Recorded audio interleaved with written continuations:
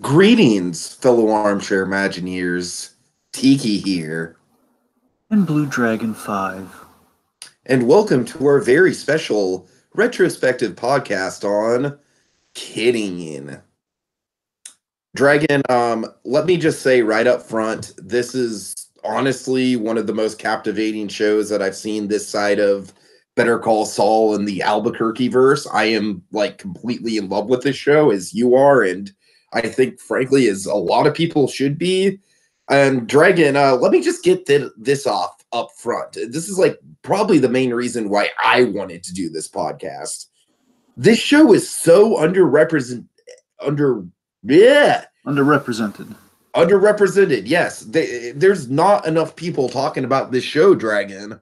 There's really not. I mean, and frankly, the combination of Michel Gondry and Jim Carey and Judy Greer and Frank Langella and Catherine Keener, it's like you got four outstanding leads, two male leads, two female leads that are all like, if not A-list talent, at the very least like high B-level talent, like B-plus talent.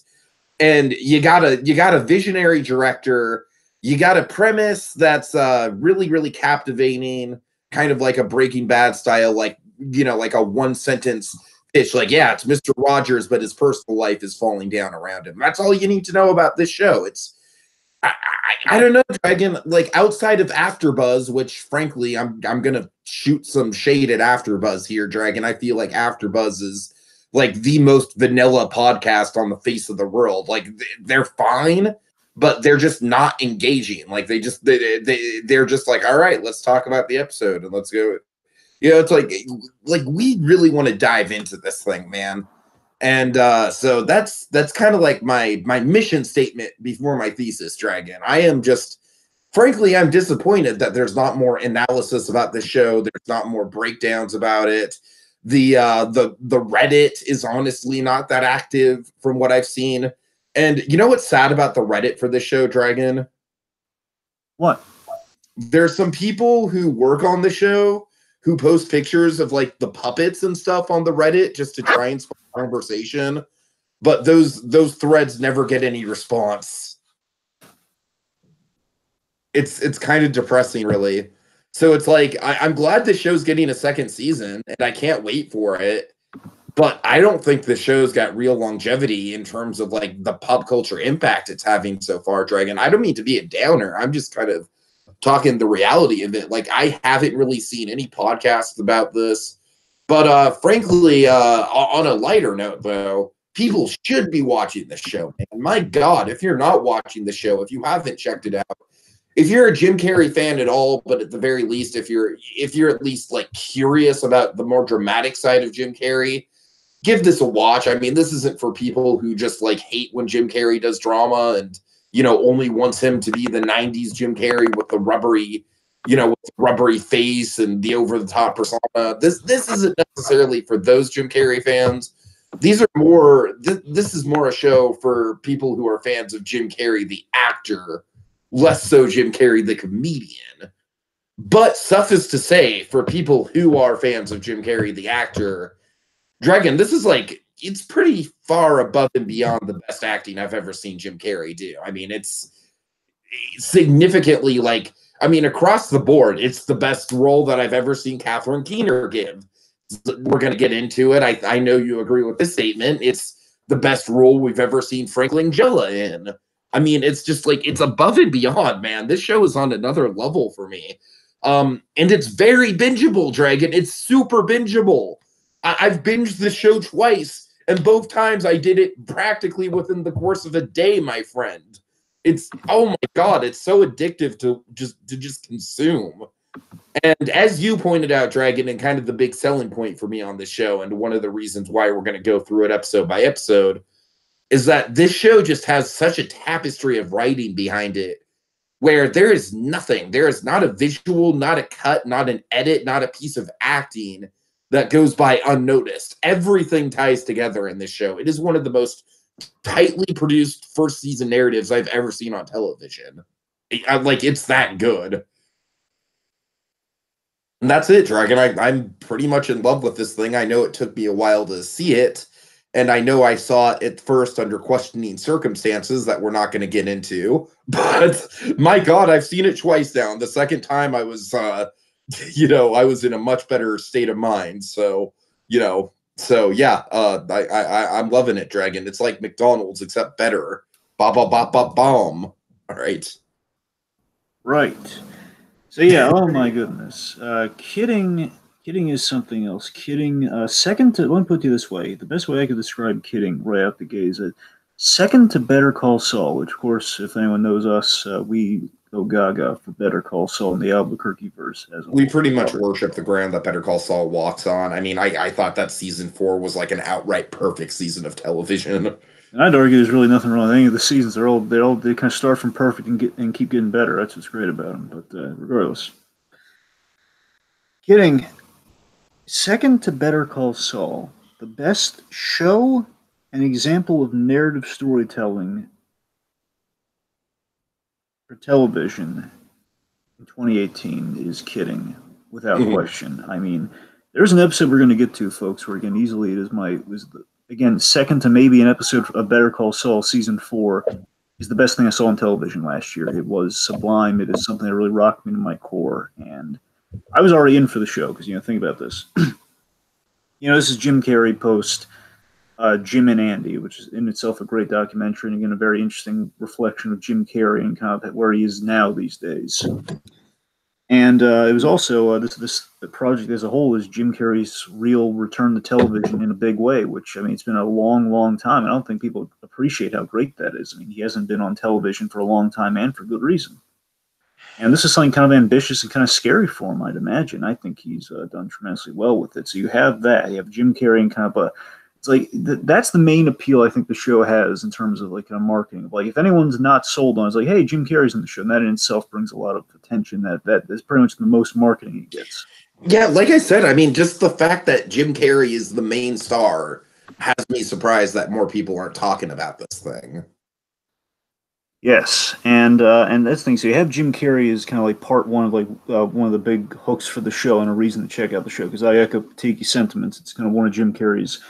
Jim Carrey delivering one of the finest television performances he's ever done. But just as an actor too, it's like this is kind of getting into the Jim Carrey of like Man on the Moon and Truman Show and Eternal Sunshine of the Spotless Mind. This is like Jim Carrey at a kind of his performance height right here. This is great, and of course, a big reason for that is that he's reunited with Michel Gondry, and again, so odd and so trippy. We're in a post "Won't You Be My Neighbor" world, and in "Won't You Be My Neighbor," there's a bit where we see the parodies of Mister Roger, which of course includes Jim Carrey doing a very. I think Mister Rogers will be offended by the one that he did there because again, it's kind of a little, it's Mister Rogers always appreciated parodies that were still kind of loving or like really well detailed, and you have like Eddie Murphy that got the message essentially. Essentially, yeah. So that's like Eddie Murphy's, like again that was in the spirit of Mr. Rogers. Again, it was really skewed, but it was still in the spirit of it, and therefore Mr. Rogers had a great time with that one. But again, Jim Carrey's was the idea that what if you had a Mr. Rogers who was just kind of like a real like secretly a bad person who just got away with doing terrible things because he was Mr. Rogers, which again I imagine would offend Fred Rogers, and that's kind of the intention that you have in the documentary, kind of stressed in that moment, in that scene. Again, I didn't know he did that. So of course, so years later, like he's playing a much more thought-provoking, more kind of taken seriously version of that. But again, with kind of the Gondry magic worked upon, he hasn't done anything with Gondry since Eternal Sunshine. Mm-hmm. And again, as simply put, I was addicted to this show when it came out. Like I watched the episodes and I rewatched the episodes, especially the one episode that kind of rocked me to my core. I watched that one God knows how many times.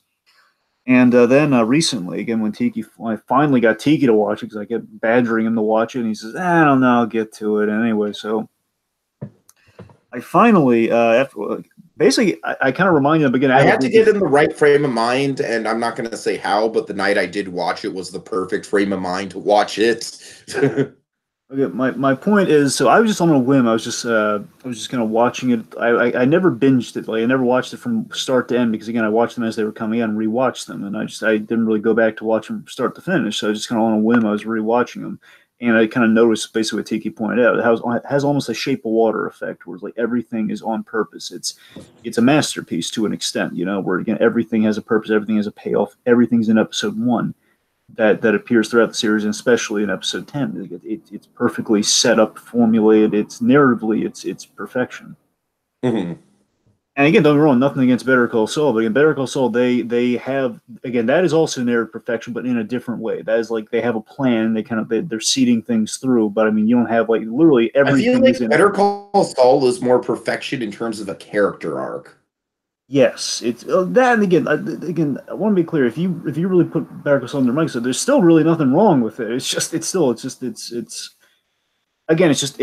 more of a mystery. I shouldn't say more of a mystery, but again, you're right. It's character focused. I think that's what you're circling on. Is that it is character focused, and the character drives. As a character study, Better Call Saul is possibly one of the greatest things I've ever seen in any medium of fiction.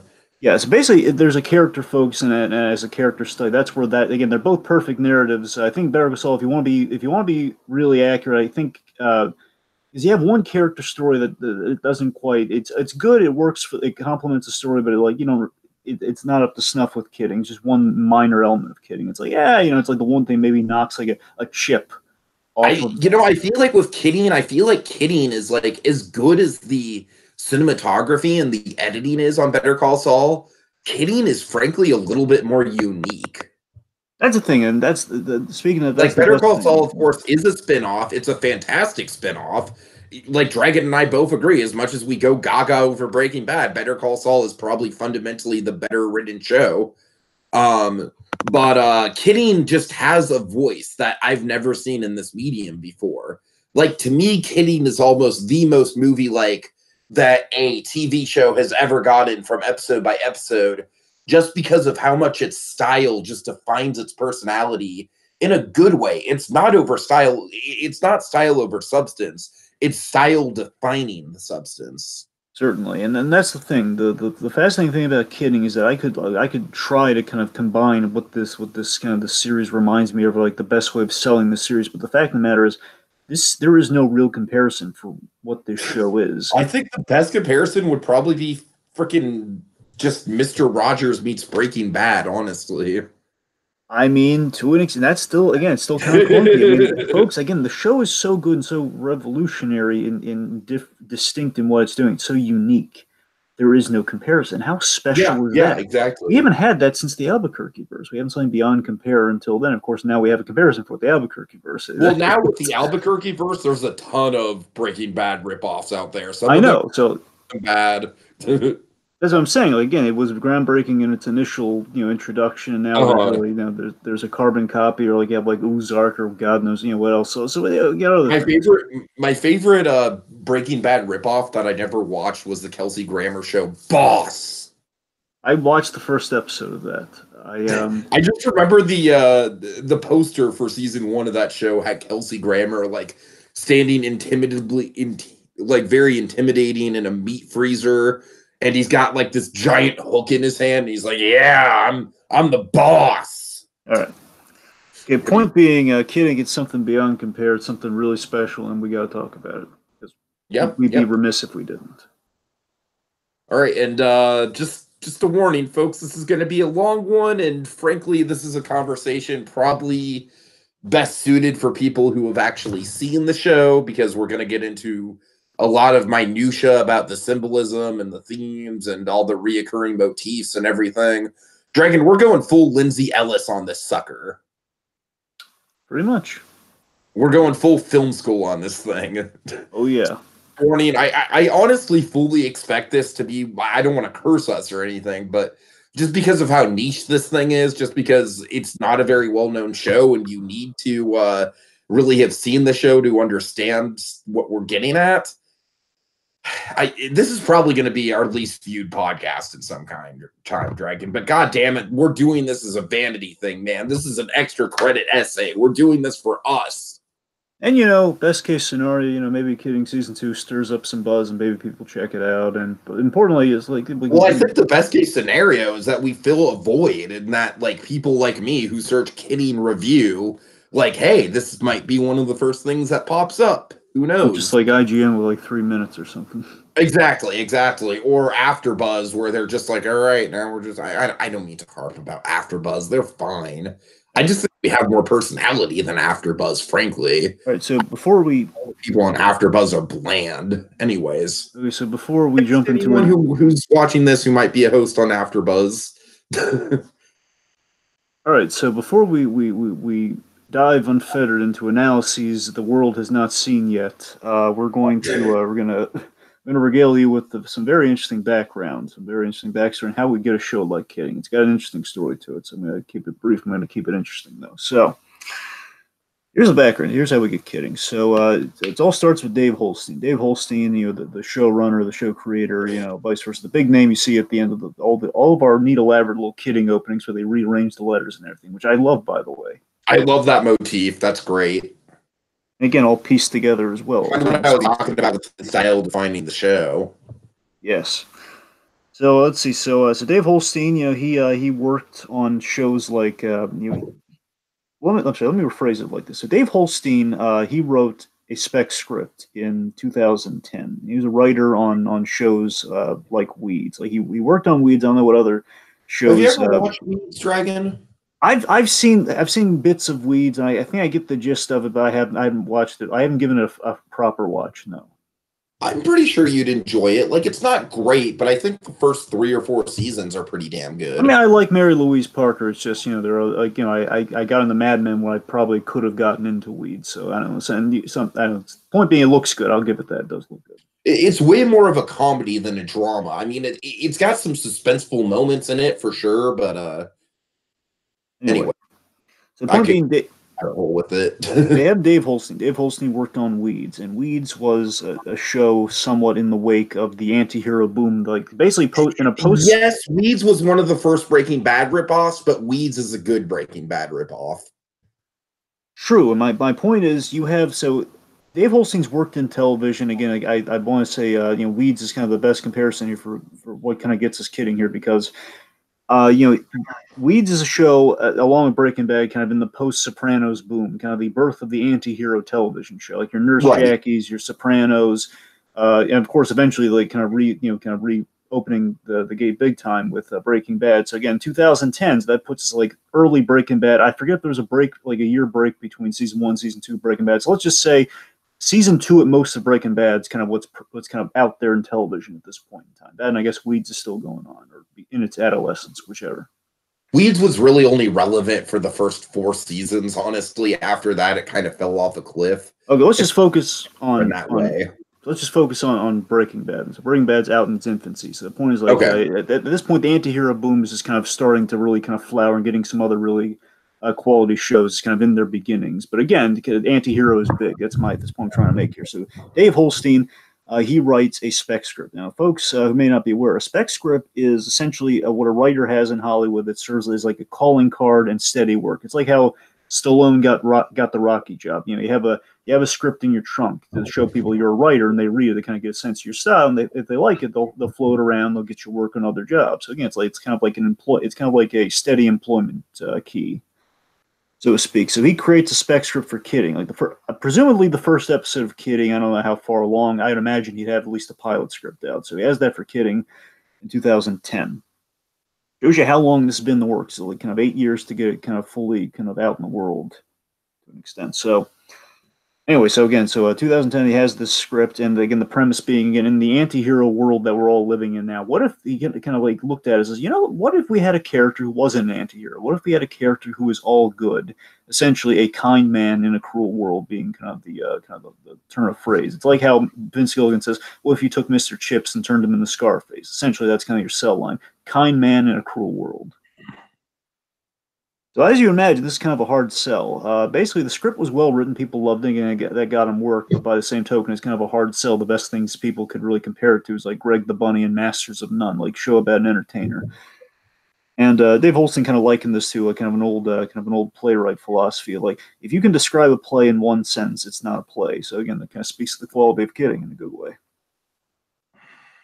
And again, so the big kicker is that Tolstein's striving for a very specific tone, kind of a grounded, realistic magic in a way. Like, let's present a realistic show, but by the same token, have kind of a whimsy to it, have a magic, but in the real world that we're That tone was the biggest thing that kind of kept me from it, because I had watched episode 1 a couple times, and I was just like, I don't know, man, I'm not really feeling it. But it's one of those things where the tone kind of grows on you, and at first, like Dragon, as you know, I have a big problem with films that don't have a consistent tone. And that's the thing with Kidding. Kidding's tone is super consistent when you get into it. When you start watching it, it's super consistent.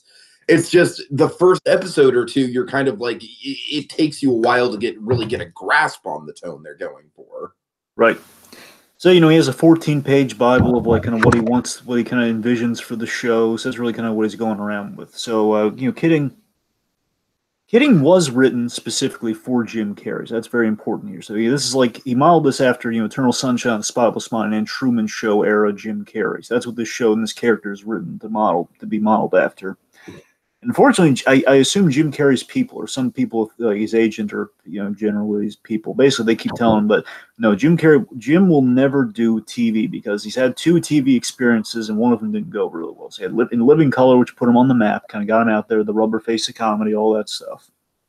Then you had a show where he led, again, kind of what Kidding would be going for, a show led by Jim Carrey in the lead role called The Duck Factory. I believe it was a Canadian show where he inherits his uncle's animation company or something. He inherits a relative's animation company, which is his grandfather or his uncle, one of the two. Point being, it only lasted a season, I believe, just kind of probably shook his confidence a little bit. And again, Jim Carrey being a man of principles of like, I'll never do a sequel until, again, years later when he does Dumb and Dumber 2. So Yeah. Oh, okay. The point being, there's maybe some wiggle room in kind of the Jim Carrey years down the line. So, point being, Jim Carrey kind of sticks to his guns for the most part. But then they eventually sell. Dave Holstein eventually sells Kidding to Showtime. Showtime's interested, and apparently the way business is done at Showtime is if a show is bought, if a script is bought, and then kind of like around Showtime, they're going to show it around to a lot of the other people involved, a lot of the other producers, and coincidentally at this time, Jim Carrey is producing a show, I believe, still on Showtime, called "I'm Dying Up Here." It's about comedians. I want to say, I don't know if it's in the Toronto comedy circuit, but the point is, it's about comedians, which Jim Carrey is producing it. So it's called "I'm Dying Up Here," and Jim Carrey, but by proxy, he's a producer on the show. Therefore, he sees the script, and 2 things happen. 2 things sell Jim Carrey on the show. One, he read the script, and he says, "Oh my God, I love this. I should have done this in the first place." And the second big kicker is that Michel Gondry was supposed to be involved, and he was involved, and that really sold Jim Carrey because he had such a great time working with him on Eternal Sunshine, and at that time he was just kind of working with him for the first time, and on a re team up, he would be able to kind of fully trust Gondry again, which he hadn't really had the chance to do in the first movie. So basically re-teaming him with Gondry and like, oh my God, this thing's so good, I got to do this. So Gondry was supposed to direct all the episodes. It kind of ended up just doing 6 of them. But again, we got good talent on the other episodes. And, Gondry, I guess, busy guy. And also, Gondry defined the style, though. He very much defined the style. Defined the style. He produced it. So Gondry was heavily involved, and it shows. So it's kind of Gondry and Holstein's baby for the most part. I think, Holstein with the idea and Gondry with the style. I think that's kind of what it boils down to. And of course, Jim Carrey is kind of the execution of it all. So, they basically, in terms of what they're going for with the show, basically they always phrase it like, we have 30 minutes of weaponized density. It's kind of what we have. And there's a lot crammed into these 30 minutes. You got to admit, they do a lot with 30 minutes in this show. Sometimes less. And basically when they're like, I feel like it's very much a show where, like, Weeds was a sitcom with high stakes, essentially. You know what I mean? It was a show with high stakes, but it still had that kind of sitcom structure to it. Like episode by episode, it was very reliant on jokes. This is almost kind of the opposite of that, man. And this is why I say that it's like, ironically, in spite of it only being a 30-minute episode show, these episodes really do feel very, very movie-like, Dragon. Very cinematic, yes. Like, not just in the production value, but in how each episode kind of has its own identity to it. That's true. And you'll notice they made a lot of interesting structural choices within the framework of the episodes, and that was for a very strategic purpose. They wanted to keep Jim Carrey's interest because they wanted to kind of they wanted to get bored. They wanted to keep him entertained, so they kind of threw out these structural. Basically, all the great openings you have very likely are to kind of keep Jim Carrey interested. Of course, if Jim Carrey loses interest, you're in trouble. And yeah, of course, the mantra on the show was, "Hey, let's we only get one chance to do this. Let's take a risk. Let's make something we haven't seen before on TV." And I think they achieved that goal. I feel like this is going to be a show where people are going to look back on it in a couple of years and be like, why the hell wasn't I watching it from the beginning? Well, yeah. Okay, so all that said. All right, episode 1. Take your notes, kids. It's going to be a long one, Dragon. I think we really should just try and condense this as much as possible, considering we've got 10 episodes and only about... we're going good on time, and I'm just saying if we take too long on episode 1, we might end up cramming a lot of the other stuff. So let's. All right, that's fair, but bear in mind we do have to kind of set the stage for characters in episode 1. So. No, I know. Right. I'm just saying the more time we spend on episode 1, the less time we get to spend on episode 8 down the line. So just all right. I get it. Okay, so episode 1 is Green Means Go, directed by Gondry. Mm-hmm. So the opening on this one is the Conan introductions. Let's talk about that scene here. It's a big one. Yeah, I mean, I just feel like it sets the stage for this guy, like, kind of like just the way he's interacting with the celebrities and the way that the audience reacts to him, and that contrasted with the when it goes into the song. I just feel like it all just kind of sets the stage very well. It's just kind of like, this is exactly what a Mr. Rogers type would be in 2018. Exactly. We set up that, we have really great kind of setup with the world building that, okay, so Jeff Pickles is, again, with Conan introducing a guest, which makes sense. Okay, Jeff Pickles, he's been, you've invited him into your living rooms for 30 years. Again, he's been kind of going for 30 years in the last year, and again, the whole premise of the series is that Jeff Pickles suffered a great loss. He lost his son in a car accident, which is very sensitive. We have that bit with Conan kind of being informed, hey, don't bring up Philip. Don't bring up his son because he died last year, which, again, it's kind of some natural storytelling there. Mm-hmm. Put into the opening. And again, as you said, guys got universal appeal, and we demonstrate this through even the toughest of the toughies, to quote Scrooge McDuck. Even Danny Trejo with his hound. Danny Trejo is just such a teddy bear in this scene.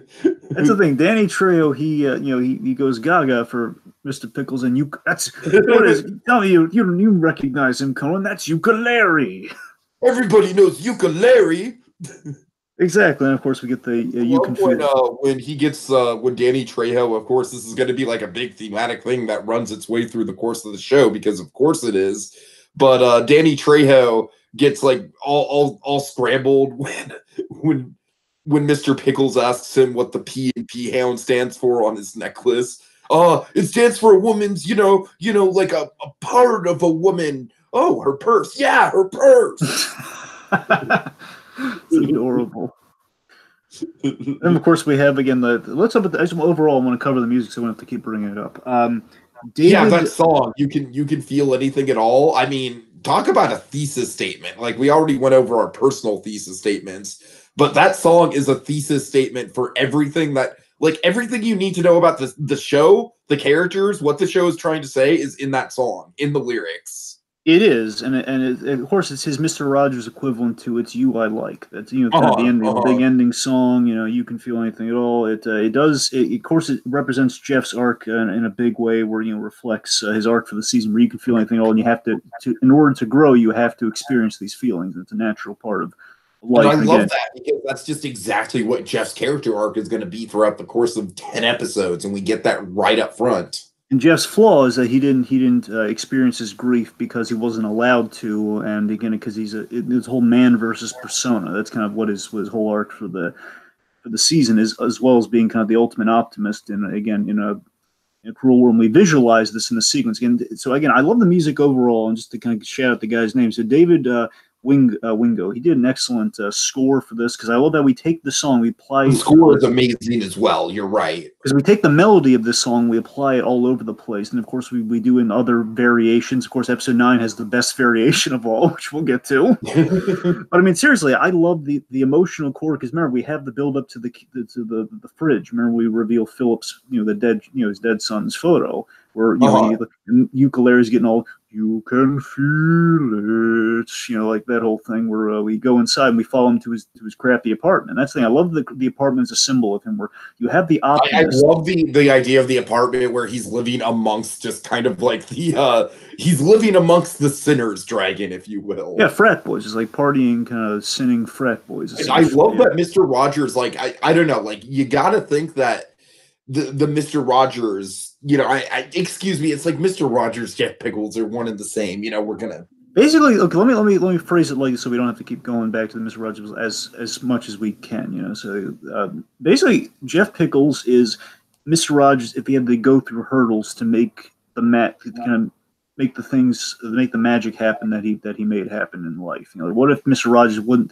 Mr. Rogers was an innovator, a groundbreaker. He could just do these things, and he wowed the world because it hadn't been done before. What if Jeff Pickles in the world today to get away with the stuff Mr. Rogers did possibly wouldn't be that easy? And that's what Jeff Pickles is contending with. So that's kind of Pickles in a nutshell, and kind of like a modern Mr. Rogers framework.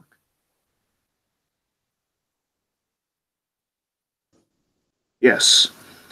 All right. So yes. All right. So let's see. Point. Okay. And overall with the editing and stuff. So again, this episode as well. So we have a lot of the Gondry magic visually because we have these really great cryptic edits and visuals like the apartment played against the song. Some good editing overall, and I love that we have clues to the Philip mystery because it's not just like the mystery of like how he died, but it's like again, there's of course a whole bunch of stuff that's connected to what led to Philip's death, and Phil's death, and importantly, I love in this first episode how we kind of have these cryptic little like shots of the car accident before we fully seen the scene play out. So like kind of Jeff's like going somewhere, then bam, and like what? It's really great.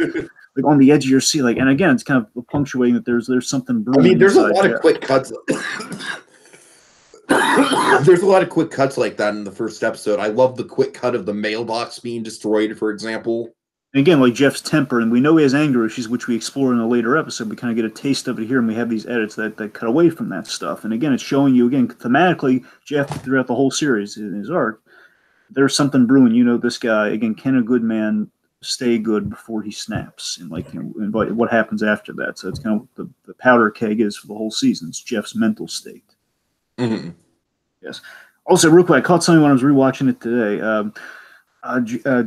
He's on Conan because his wife likes Conan, and again, it's so fascinating. Of course, knowing where episode 10 starts, knowing that his wife is watching.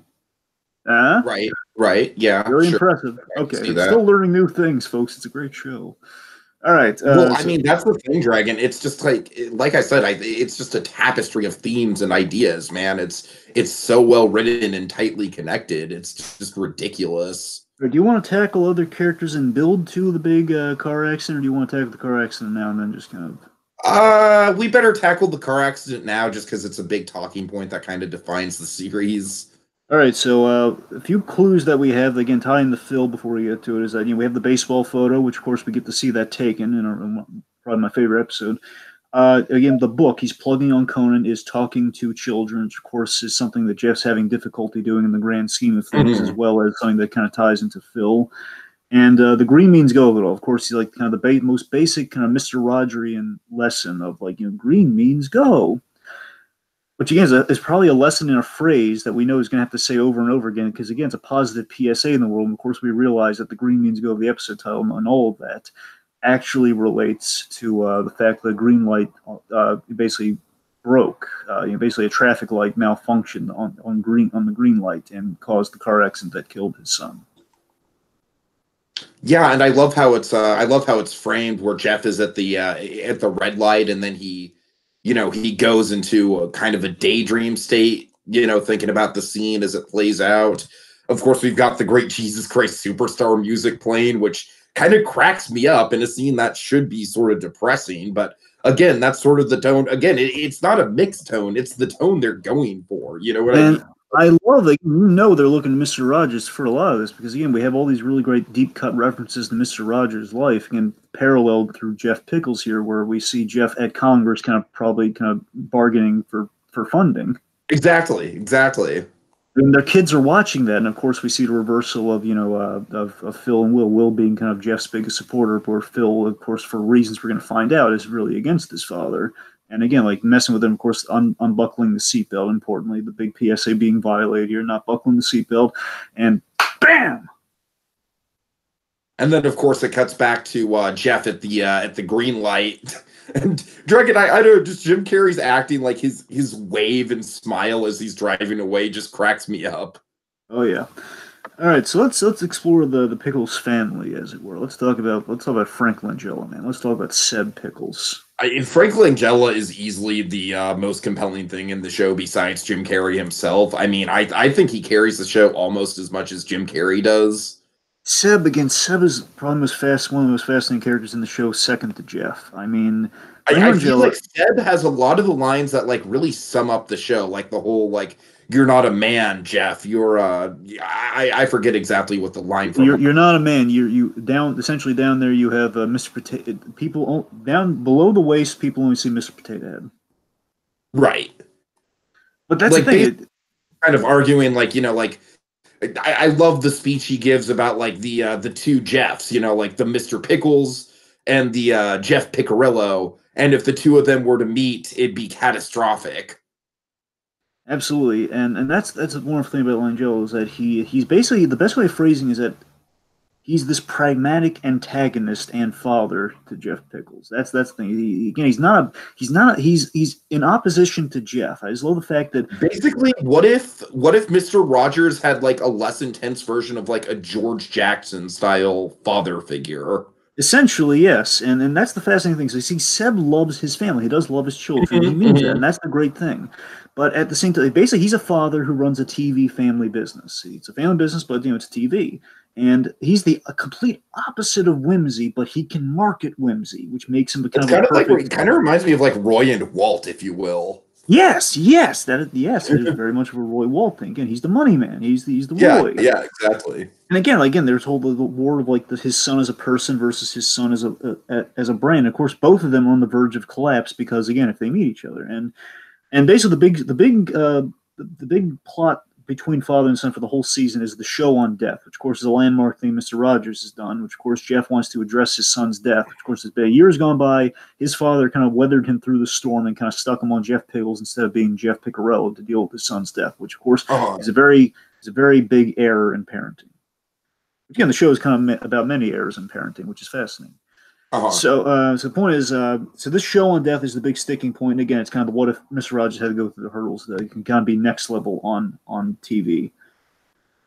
And again, also like what if Mr. Rogers' stuff reflected his life more? Like what if we reflected what Rogers was going through in these big breakthroughs? Which again, the show on death absolutely connects the Jeff. And of course, the idea is this episode is shot, but then it's kind of shelved and ready and waiting. And again, it's a big kind of like bomb, either a bomb or a salvation in the can, waiting to be unleashed. Yeah, good stuff. All right. Okay, so it's Jill.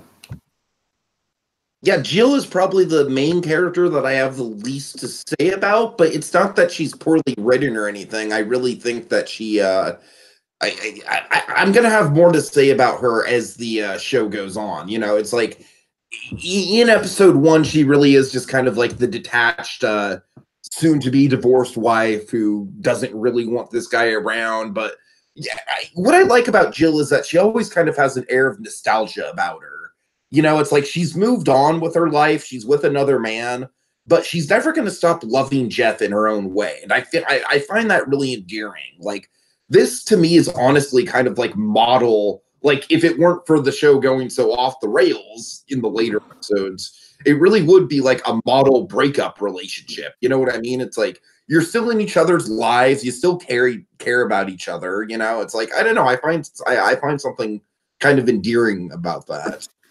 Absolutely. I mean, she kind of serves a function as this voice of like almost like the angel on the shoulder of Jeff here in opposition to Seb, where she's voicing Jeff, she's the voice saying, hey, don't bottle up your grief, like experience it. You and I missed out on the grieving process as parents here, which kind of is creating the rift that we're having now. She literally wears it on her sleeve, or I guess more accurately, she wears it on her body with the breast tattoo of Phil's name. Like she's still experiencing grief and she's wearing it on her sleeve, where Jeff again is internalizing it and not being allowed to experience it. So she's like the whole, in order to grow, you have to feel the pain though.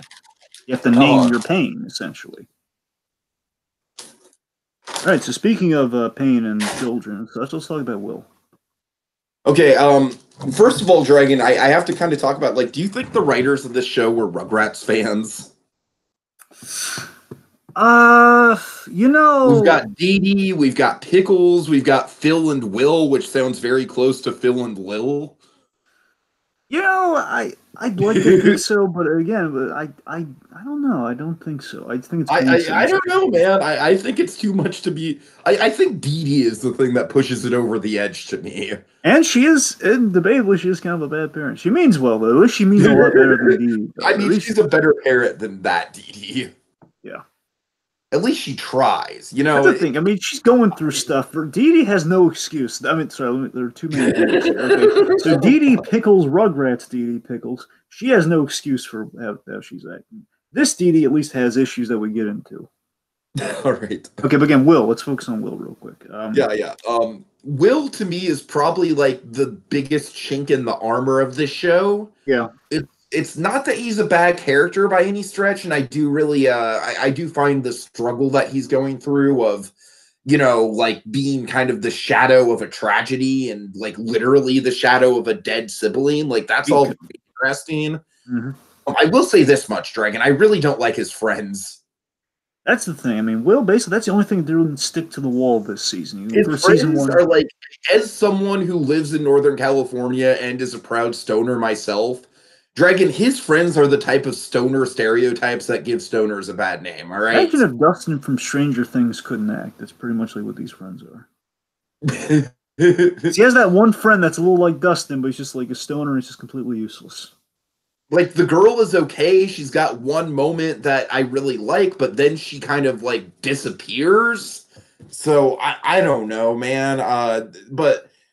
yeah, Will's arc throughout the season is definitely the most troubled. It's the most bumpy.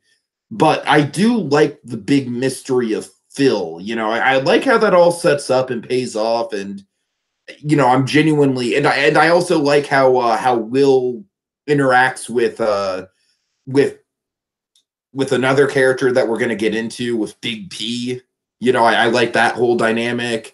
But generally speaking, like I like the stuff with Will. I just think that the overall arc with him is a little messy. I think that's fair. I mean, I pretty much I think I echo the sentiments for the most part here. Where again, he's becoming his brother, and more so in how it relates to the Phil thing of all that we can talk about here. Is I love that there's a great scene this episode. In the first watch, was kind of a scene that played, but again on a rewatch, it plays so much better. Where Will's actions motivate Jeff's actions in this episode, where Jeff buys a house next to his wife, of course, very ill-advised, which kind of starts a chain reaction of events in a very literal sense. Mm. Where Will's arc is he's a symbol of how Jeff feels he failed Phil as a parent and as Mr. Pickles, both of them. And we have that dog walking scene, which kind of puts this all into play. And this is the thing in the rewatch I caught, where he has a wake-up call where Will's being a little dark and a little bit morbid with this little girl when he shows up there, and these people who are thinking about buying the house that Jeff eventually buys, and Will's just being really creepy and detailed about like, oh man, like some really bad stuff happened to this house essentially. Like he's basically laying out like a 28 Days Later style scenario where it's like this house was born on the site of a former zoo and a bunch of animals went rabid and their biggest mistake was forgetting to unlock the penguins. And you can still hear them scream at night. And that is Jeff's wake-up call to, oh no, my son is becoming the son that I failed. I can't let this happen. Therefore, I need to buy the house and be closer to him and keep an eye on him because this new man in his life might further this problem. I can't allow that again because I failed Phil. I can't fail Will. And again, that's really interesting. Again, because of that scene, he bought that house, and again, that begins the chain reaction. And also the thing Will that we kind of put into play with the P-Hound of it all is that Will mistakes kindness. We have this theme of mistaking kindness.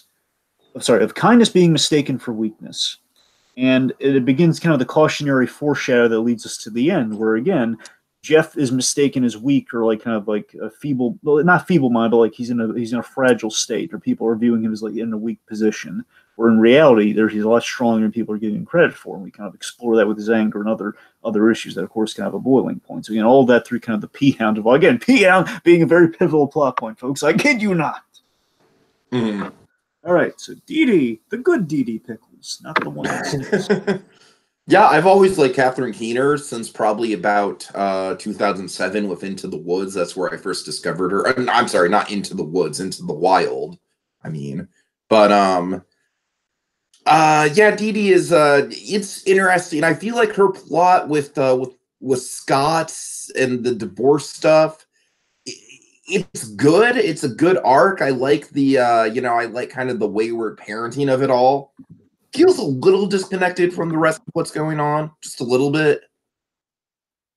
Disconnected, but I think as we get further into it, I think you'll see the relevance. I think, particularly episode 10, I think there's a big tide. Like, yeah, this is part of the plan. All right, get there.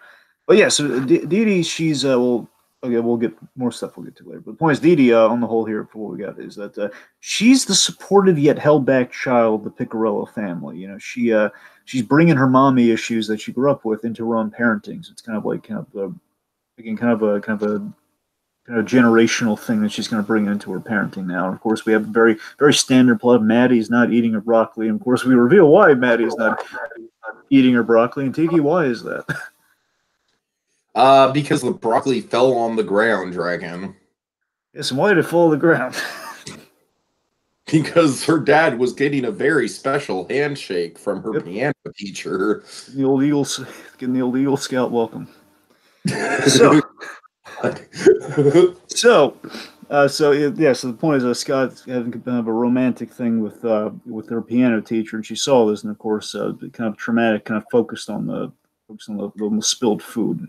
Anyway, so again, so we're putting stuff into play with Scott there, and of course, this one real big. We have to note before we talk about kind of, I guess, briefly the end scene is Will smoking pot, which of course has a profound impact on Jeff when he sees this in episode 1. And of course, basically, pot is one of Jeff's biggest fears for the children of the world, especially his own. So let's just say that has a really big payoff. All right, so the man in the box scene at the very end. I think that's probably the reason why the stoners in the show were made so unlikable. Quite possibly, yeah. Anyways. So we have the big scene between him and Seb at the end here. Of course, basically Seb gives him the man in the box. I'm sorry, really quick with Scott, if we're not going to talk about him again this episode. I love Scott's, I think it's the first line he says where he's talking about Dee Dee's socks. He's like, "You have the world's tiniest socks." I don't know, Dragon. I just want to mention that. I just find that's a very cute kind of first line. Scott doesn't get a lot in this season, but Scott's not a bad guy. He's just going through something. Yeah. I like that. I respect that. Uh-huh.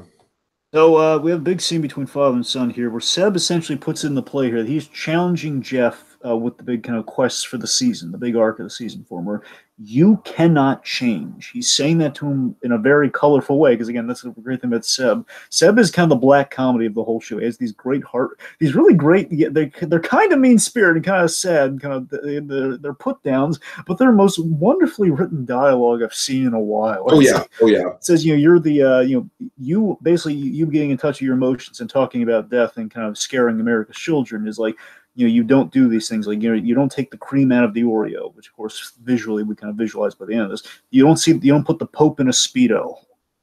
Of course, leads to Jeff kind of shaving his head again, like the Oreo without the cream, or basically turning himself into an Oreo like that. And he buys the house next to his wife. And of course, we have the bit that I really, he rips the sink off. And again, we're exploring the dark side of Jeff. I love that moment because I love the pose that Jim Carrey has after he rips the sink. You know what I mean? Where he's just standing there so intensely. We see the backside of him. We don't even see his face, but it's just intense is the right word for it, Right. And also, one last thing, because this, again, is very full circle and will pay off in episode 10. We mentioned the Christmas tree lighting ceremony. We set it up. And importantly, that event was when he chose Mr. Pickles over dealing with he mentions in this scene, he's talking to his father, like, last year I did the Christmas tree lighting ceremony when I was asking, should I not do it and stay with Jill? Like, we're talking about what we're going to do for Christmas without one of our sons. Again, he didn't settle and work through his grief around the holidays. Instead, he went to the Christmas tree lighting ceremony as Mr. Pickles. That's very important. That's going to come back. Okay. Oh yeah. I finally got the pronunciation on this, by the way. Okay, so episode 2. Wait, are we gonna? Oh, I'm sorry. Go ahead. Episode 2. Episode 2. I finally got the pronunciation correct on this. Okay, so it's Pusillanimous. All right. Pusillanimous. Directed by Gondry as well. So we have arguably Dragon as good as Better Call Saul was. We have maybe the best cold open of 2018. And I knew this was. I knew his thing. When you told me you had doubts after episode 1, but when you get the whole tone thing, it's like, come on, just give it another episode because I knew this opening would sell you, but it took you so long to get to episode 2. Oh god, I love this opening. It's the Chop Shop opening here, where Jeff Pickles. I'm sorry, you want to take us through? Tell us about him. Yeah, so we see Jeff Pickles' car getting broken into, and just really quick, it's like fast ending. Like we see the window being broken, and then bam, it's at the chop shop. They're tearing it apart, and then they discover in the trunk, it's Ukulele. And without a word of dialogue, too, they're just gonna realize like. Well, yeah, you're right. They say ukulele, and of course, we just looked at for a moment, and they check the registration, and we have this quick elapsed time shot. Oh, fixing it. No. They fix it in pristine condition, and again, so perfectly timed. They pull up, and they right like 2 seconds out of the car, right as Jeff's walking out. 2 seconds, as just as Jeff is walking out, like none the wiser. It's perfect, and again, it shows you in such a ridiculous, like over the top of the most perfect way you could. Just showing again, it's selling you on this man being of like a Mr. Rogers status. Like everyone loves this man. One would. Yeah. Everyone loves Mr. Pickles. It sells you on 30 years. Again, bear in mind, this is the first season we've ever seen this guy. Mm-hmm. All right, so we have the hospital visit, which is a nice scene where, again, I love that Jeff has turned kind of a negative thing of him sticking it to his father into a positive thing, again, which speaks to Jeff as a person. Where he's the optimist. He's turning this negative thing into like he's supporting a kid with brain cancer in the hospital, saying, "Yeah, I have a shaved part of my head too." Yeah, I love this, man. I really like how he's interacting with this kid. Like, ooh, touch my head, it's so creepy. And then commenting on the kids, like, oh, check that out, man, you got a fade going. Yep, and also I love that the hairpiece they put on Jeff is a tiger stripe, which I wonder if maybe it's a little Daniel Stripe tiger reference. I don't know. I didn't even think about that until just now, but yeah, it could be. I'd like to think so, but I don't know. They had a lot of deep cut references. All right, so the two houses, real quick. So visually, again, these are the things I really wanted to get into. So we have some really great shots. There's so many great practical things done in this show, and one is right here where Jeff is making a pie in the episode, and we kind of basically the way they shoot the house, so the two houses are right next to each other, is they have 2 sets that are built in kind of perfect alignment with each other, so Jeff could follow his wife and kind of worry about her as she's going up the stairs and possibly tripping or dropping things. And it's a really great choreographed sequence. And again, in the practical location, the houses are actually next to each other as well, so it works seamlessly. It's perfect and all in camera. All right. Of course, thematically, it's love from a distance. And of course, we've got a bigger scene coming up with a similar idea of like the one take, but we'll get there. We do. But again, symbolically, the second house will physicalize itself into being a time bomb, a literal powder keg and a literal time bomb, which again is representative of Jeff as a character in his arc for the season. Again, the guy's a time bomb as well as this house in a physicalized location. Okay, so more Seb versus Jeff here. So, Jeff is... this is some of my favorite Seb lines. Like, what happened to your face? What happened to yourself? Of course, Will was getting really friendly with Bees in the last episode where he's just kind of sticking it to stoner pals with Bees. And, of course, that's what happened to Seb's face, so... Let's see. I love when Seb is like, PBS airs these episodes out of order. What are they going to do when one day it's regular Mr. Pickles and the next day he shaved a sidewalk down the side of his head? Yep. Oh god, you look like Shooty the Clown. I'm not Shooty the Clown. You look like you're about to climb a water tower and shoot people. Again, that's the thing. Langella, he brings the comedy, but again, there's a comedy, there's a sternness, but again, you'd never do for a moment do I doubt that this man loves his son. I think that's what's remarkable. Again, this might be my favorite Frank Langella performance ever, and there are a lot of good ones. I mean, Frost Nixon, there's a lot of good ones. This might be it though, but again, it has the unfair advantage of being a TV show, but still, it's a great performance. Of course. Okay, so I love the logistics of the airing of the TV, airing the episodes out of order, as well as I love seeing how the pickle barrel falls works, remember, because we see it in this episode, like how he goes in the barrel, goes over there, and it's kind of a little cardboard cutout, and then he's just kind of going down a stream. What I love about that is that it feels like very genuine Mr. Rogers, where it's an effect they probably created in the 80s, but they just never bothered to update. Yeah. Oh, we have one of your favorite songs this episode. We have "What Do You Do?" What do you do? What do you do? What do you do? And I love, just with that, I love that we see him writing this, but again, it's basically him, he's turning his real-life quandary into something for the show. His retort to Seb is, what do you do? Because again, he tells Seb the whole two houses thing, and Seb's just like, well, it's a bad idea. And of course, is what do you do? What do you do? What do you do? So it's reflecting that. So really, really well, and again, correlating into the show. Really good stuff. Mm-hmm. All right, let's talk about Big P. Honestly, Jeff and Big P is kind of one of my favorite dynamics in the whole show, and of course it's the crux of the season finale, so I love that it's worked in there from the beginning. Like, I love the idea that this guy is like a fan of Jeff Pickles, it's like he's like one of the biggest admirers of Jeff in the show's main cast. Oh yeah, and like he's actively rooting for Jeff's success. Yes, Peter is played by Justin Kirk, who's a really good actor. He was on a show called APV, which I won't bore you with the details. He basically plays Tony Stark in a police station. It's pretty. He builds stuff for the police. It's a good show. Anyway, so let me Google him. I think he might be in Weeds too. I wouldn't be surprised. He's been in things like you've seen him in a bunch of stuff. I'm sure. Yeah, I think he might be Andy in Weeds. I'm pretty sure he is. Anyway, so he plays this. Basically, he plays a really nice guy with a few odd fetishes, but a nice guy all the same. Yeah, Justin Kirk Weeds. Yeah.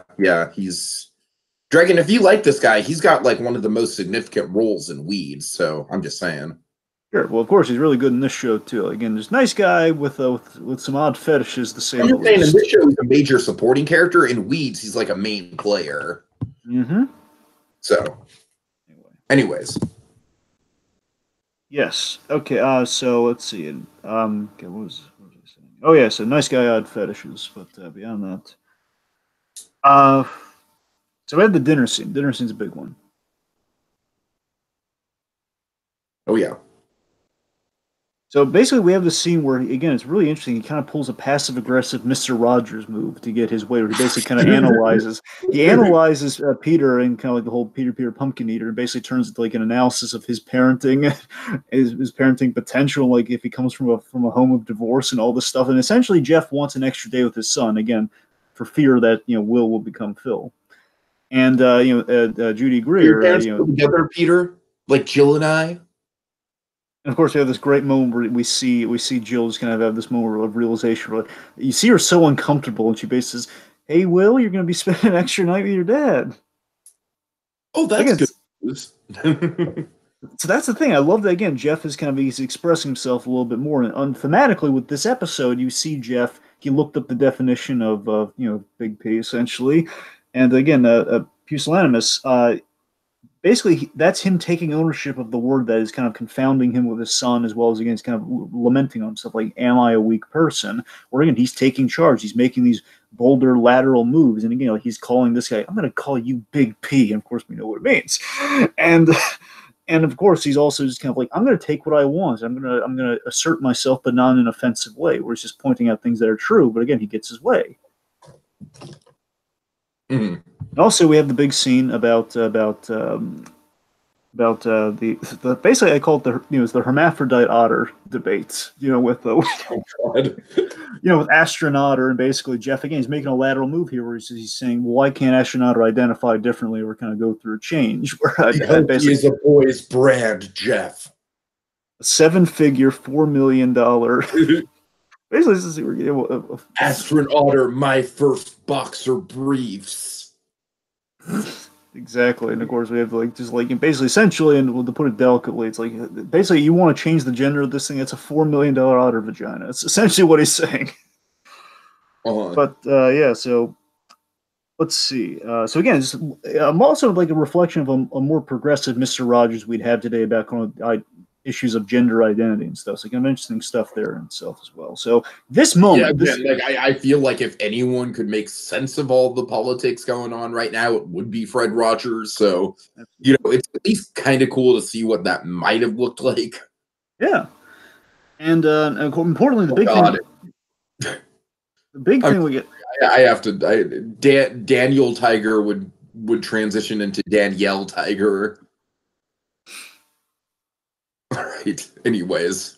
Anyway, so we have this is a big moment again. Him standing up to Seb really publicly about kind of snapping a little bit at him here about the whole hermaphrodite otter thing.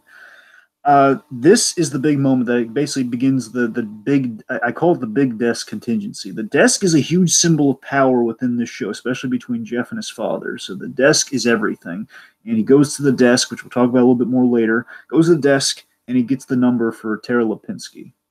Mm. Again, this everything that will replace and confound Jeff begins with this desk and this moment. So then, of course, we have the gas tension of the house filling with gas because he made the pie, and of course, he's going to let the knob on. So again, symbol of Jeff's mental state. And importantly, it doesn't explode the way you think. I think that's the cool thing about this gas tension. By the way, it kind of subverts a big expectation, but again, reflective of what we're going with Jeff here. We think it's going to happen one way, and it doesn't. Right. Okay, episode 3. Here's a big one. Okay, every pain needs a name. Every pain needs a name.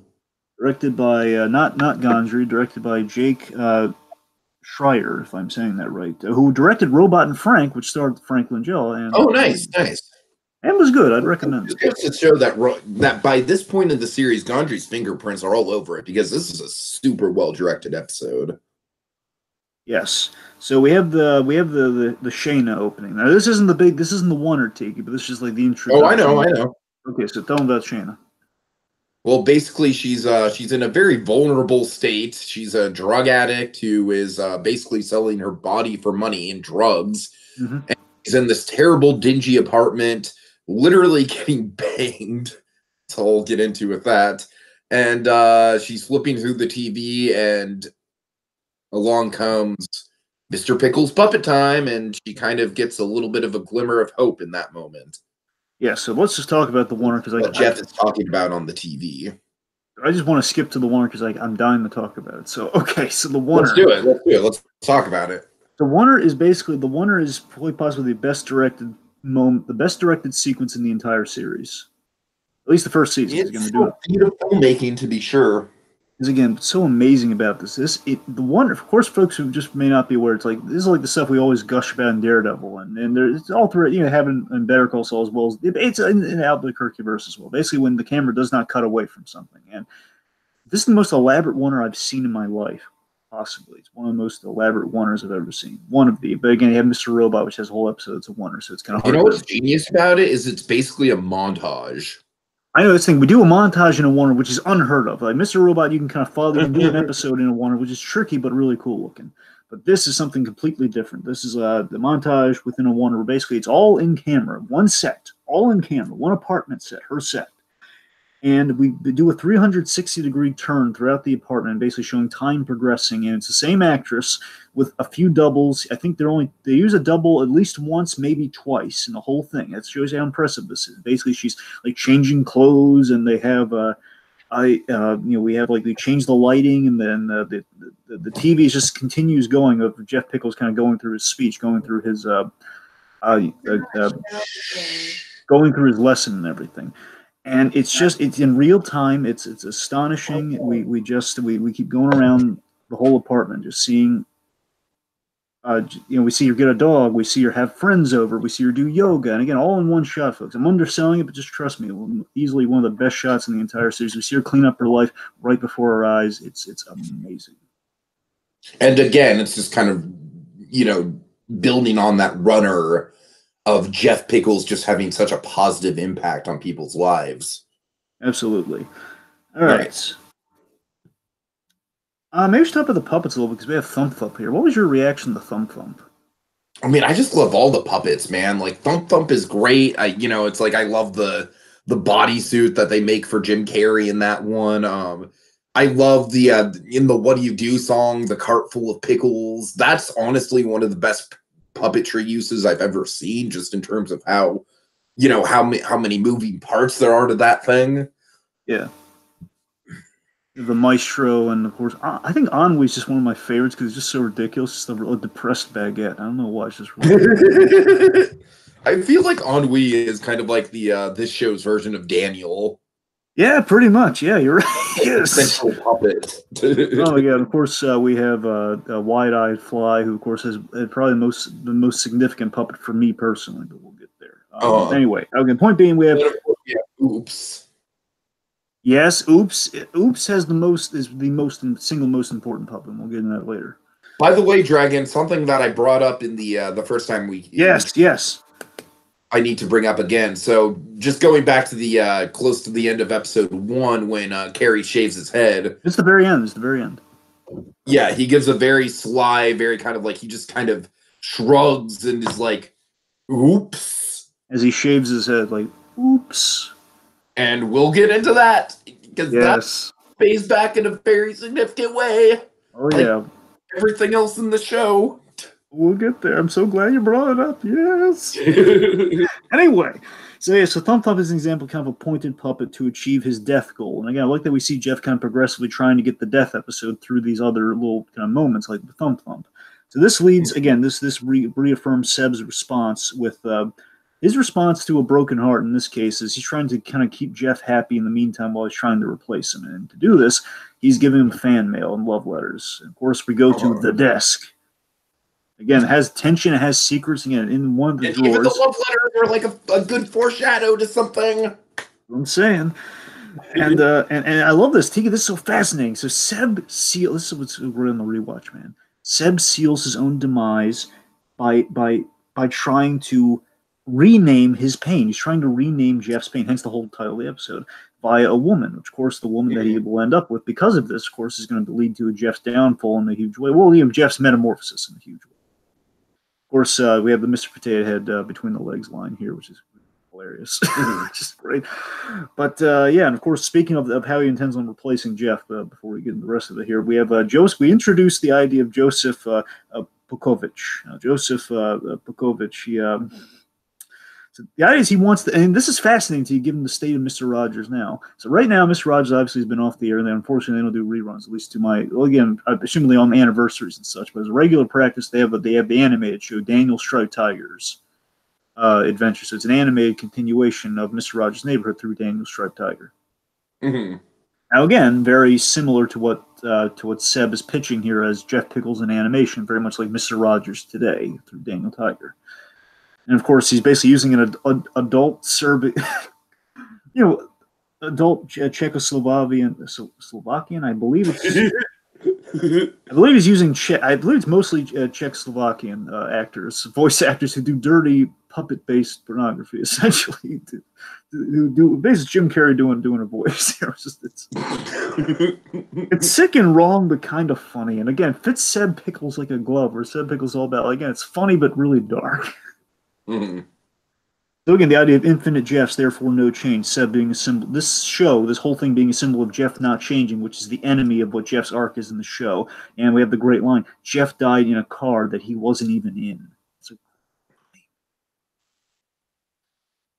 And we also have that great Bible comparison. Remember, this is, God sacrificed, Jesus died, and we got the Bible out of it. I guess it's equating one of the most holiest of comparisons to a branding thing. That's what I love about this character, man. He's all about the brand. And of course, it's a 3-part plan: Lipinski, the doll, and the animation. That's the 3-part plan. The animation's like the ultimate fail. Very classic. But like you said, it is a contingency plan. It's like if Jeff goes off the rails, not when Jeff goes off the rails. He's hoping to Jeff at this point. Exactly. He's trying to salvage it via the love letter right now. The love letter is hope. Mm-hmm. So, and again, doing all this, just again, the complexities of Seb here is that he's trying to honor his son and his son's legacy before he's trying to save him. So again, it is out of love. By the same token, he's going through extraordinary lengths not to. Again, he's making an effort to save his son, but he's not making the ultimate effort. He's not just listening to him. He's just doing things for his own good. So there's the mistake. So we have a love theme. Just to kind of cover all stones with this. So we have a love theme throughout the episode, which kind of is, Scott's affair, Will and his girlfriend kind of kissing by the end of things. We have the hug your. The one scene that I actually like with Will's girlfriend in it's like the one scene where it's like, okay, I can see why this girl's in the show, is that she's like I do like the sentimentality of like Will, expressing to her like, oh, I like Peter because he doesn't see me as a shadow of Phil. He sees me for me. And then by the end of it, first of all, it's one of my favorite pieces of magical realism when the girl's using the magic wand to shoot out the light bulbs or the stoplights. I like that part. And secondly, we get the really sweet, like, I see you for you.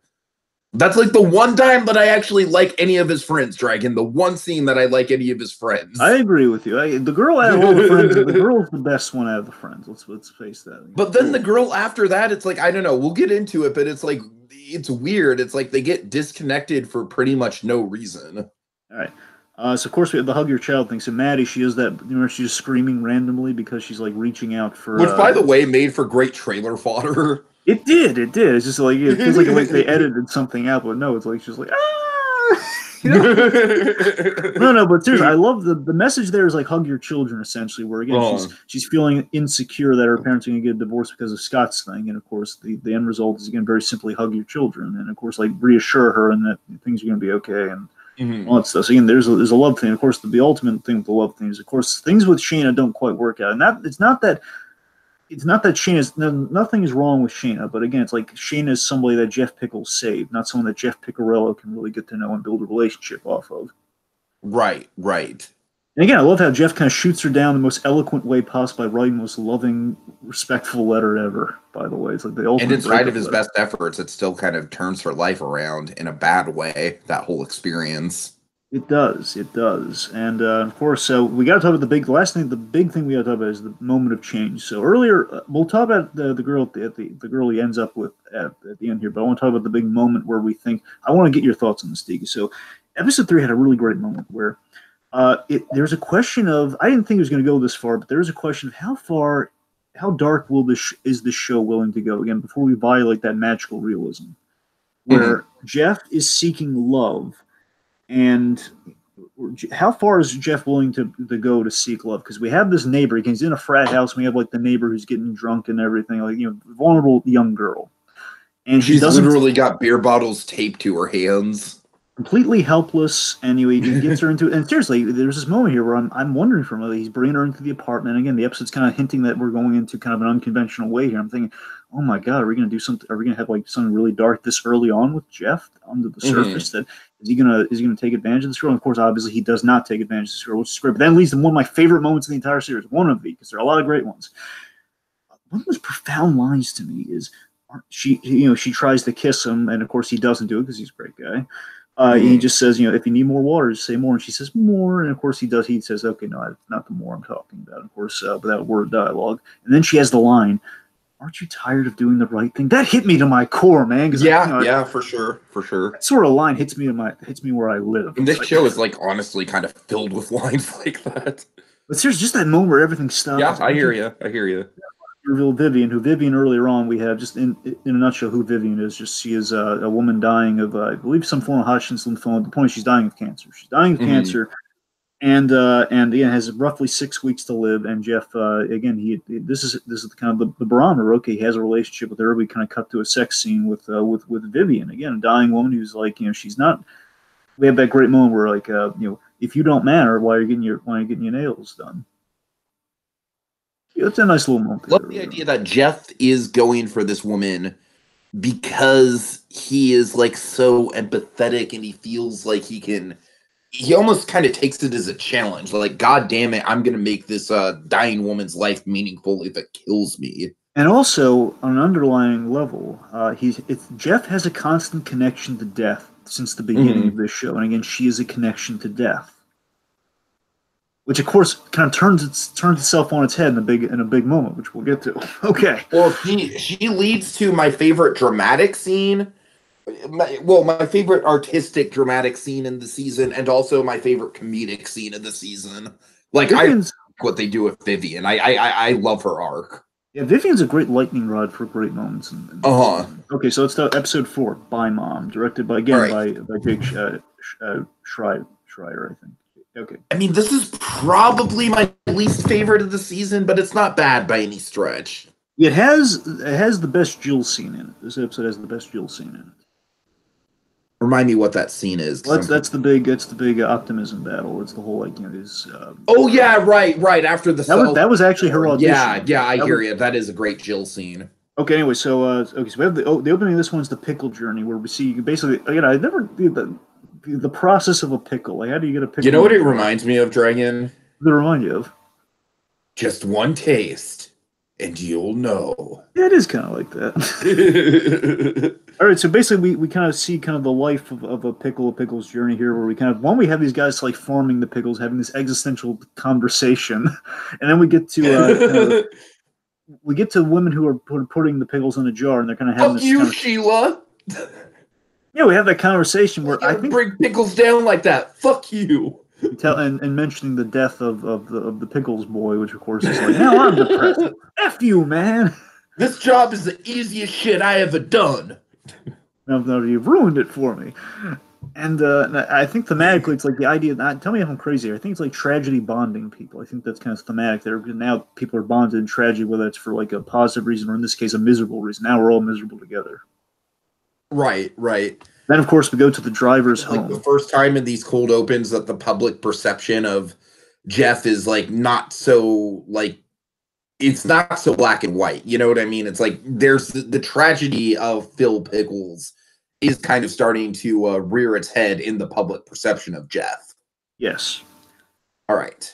So of course we go to the driver's home, where basically the ideas on a regular interval, pickle jars are hurled at the driver who killed his son in the accident, and there's like F you, man, you ruined you killed Pickle's son, murderer. Yeah, that's right. Yeah, here's the actual way it goes, but yes. Yeah. All right, so let's see. Dee Dee. Okay, I guess we start at the big betrayal, betrayal between Dee Dee and her brother here, just on the whole. So.